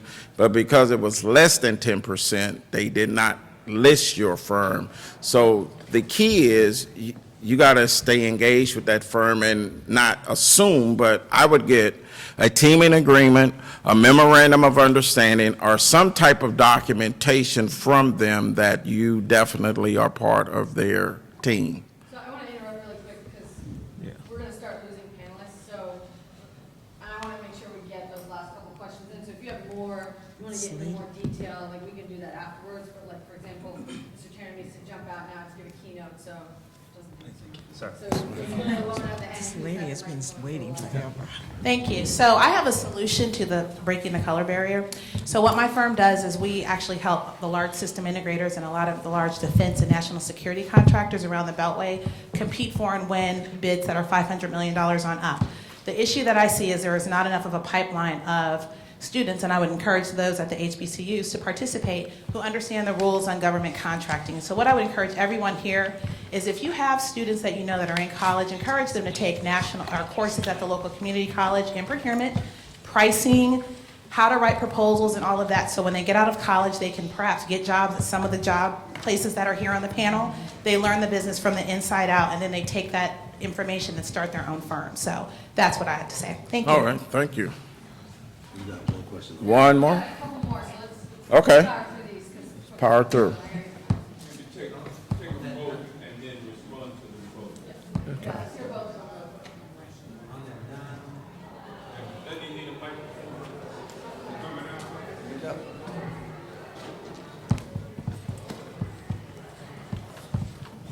You were talking about the past performance. Could you explain that a little bit? Okay, let's get his too. Same question?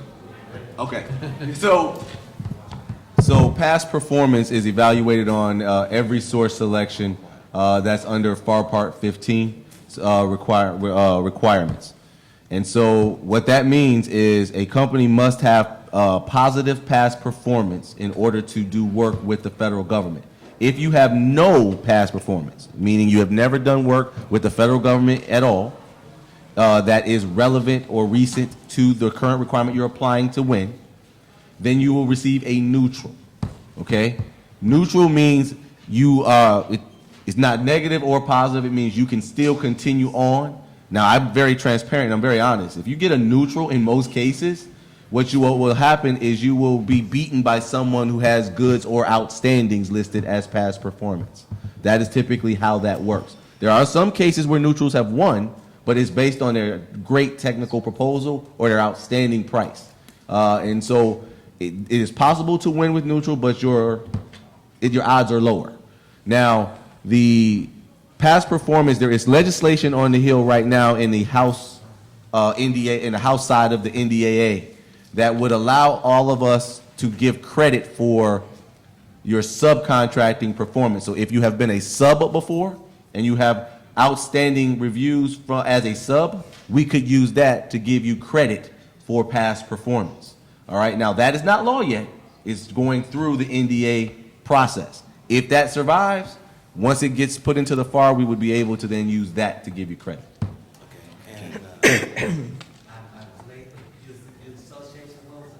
National Association of Minority Contractors. No. Excuse me, my name is Deborah Thompson. I'm with the National Association of Black Women in Construction and the National Association of Minority Contractors, Jacksonville. My question is on the past performance. How is it to make a transition from general commercial construction, residential construction, to do work with a federal agency or someone in construction, as some of the technical kinds of things that you have here? How does the person put that past performance in a manner that you might be able to accept it in certain divisions for work with your companies? All right, so from a government standpoint, you got to take a look at the solicitation. All right, there are certain pieces of language typically it's in special instructions, which would be sections H or L, okay? And in those special instructions, they will tell you very clearly whether or not outside experience can be utilized as for past performance. And if it says it can, you just got to write it in a manner in which you can show that it's relevant, that experience you're listing is relevant to the type of work you're building for the government, and that you can adhere to the different standards between the federal and or state and local, because the standards are very different, all right? And so you want to make sure that you identify in the way you respond that you know the standards and that you understand and can comply with them. So your responses have to incorporate that in them. Does it make sense? Yes, in the narrative. Thank you. We got one more question, and then you guys can talk to them afterwards, but time to we'll do one more. Excellent. Thank you very much. My name is Terralyn Gray. My company is Udari Enterprises. I've had 2 prime federal contracts and have done several subcontracts. My question is specifically to industry, and Kenyatta, I'm sure that you will have something to say about it as well. Is what percentage of your teaming agreements are GWAC or IDIQ based? What is the value of those? I have never seemed to quite get the value of my Seaport E.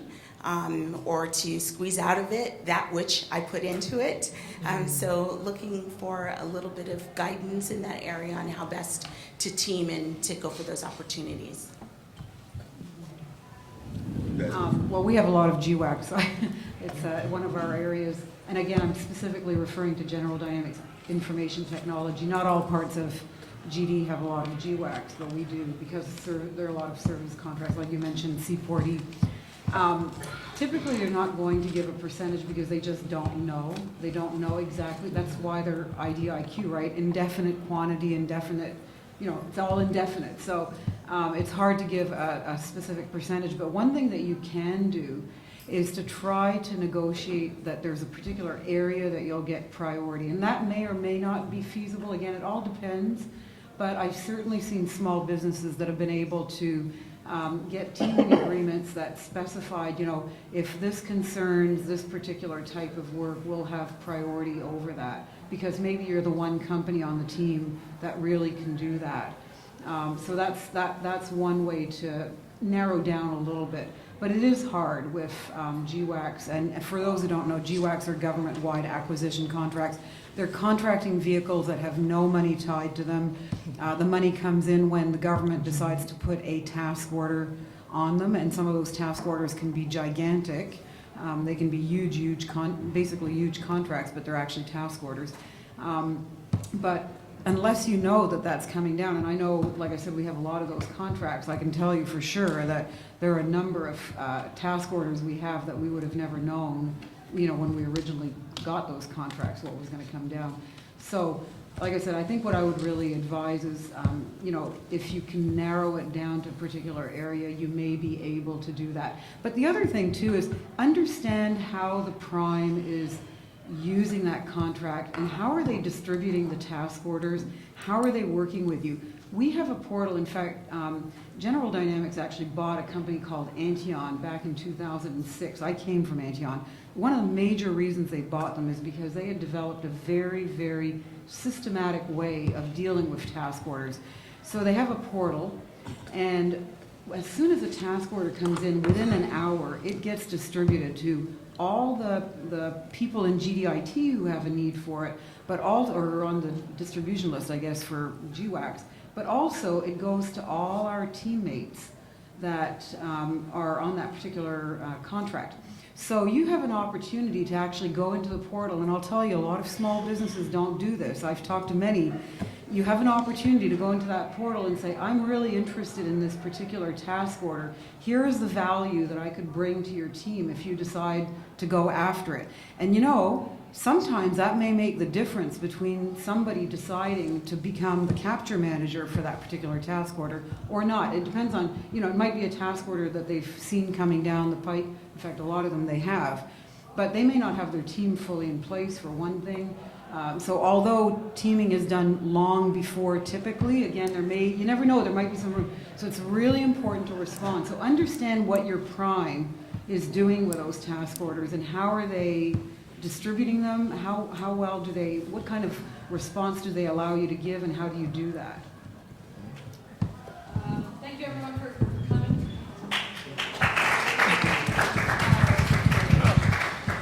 There was two things I wanted to get out. Well, hey, trust me, you'll get another request. This was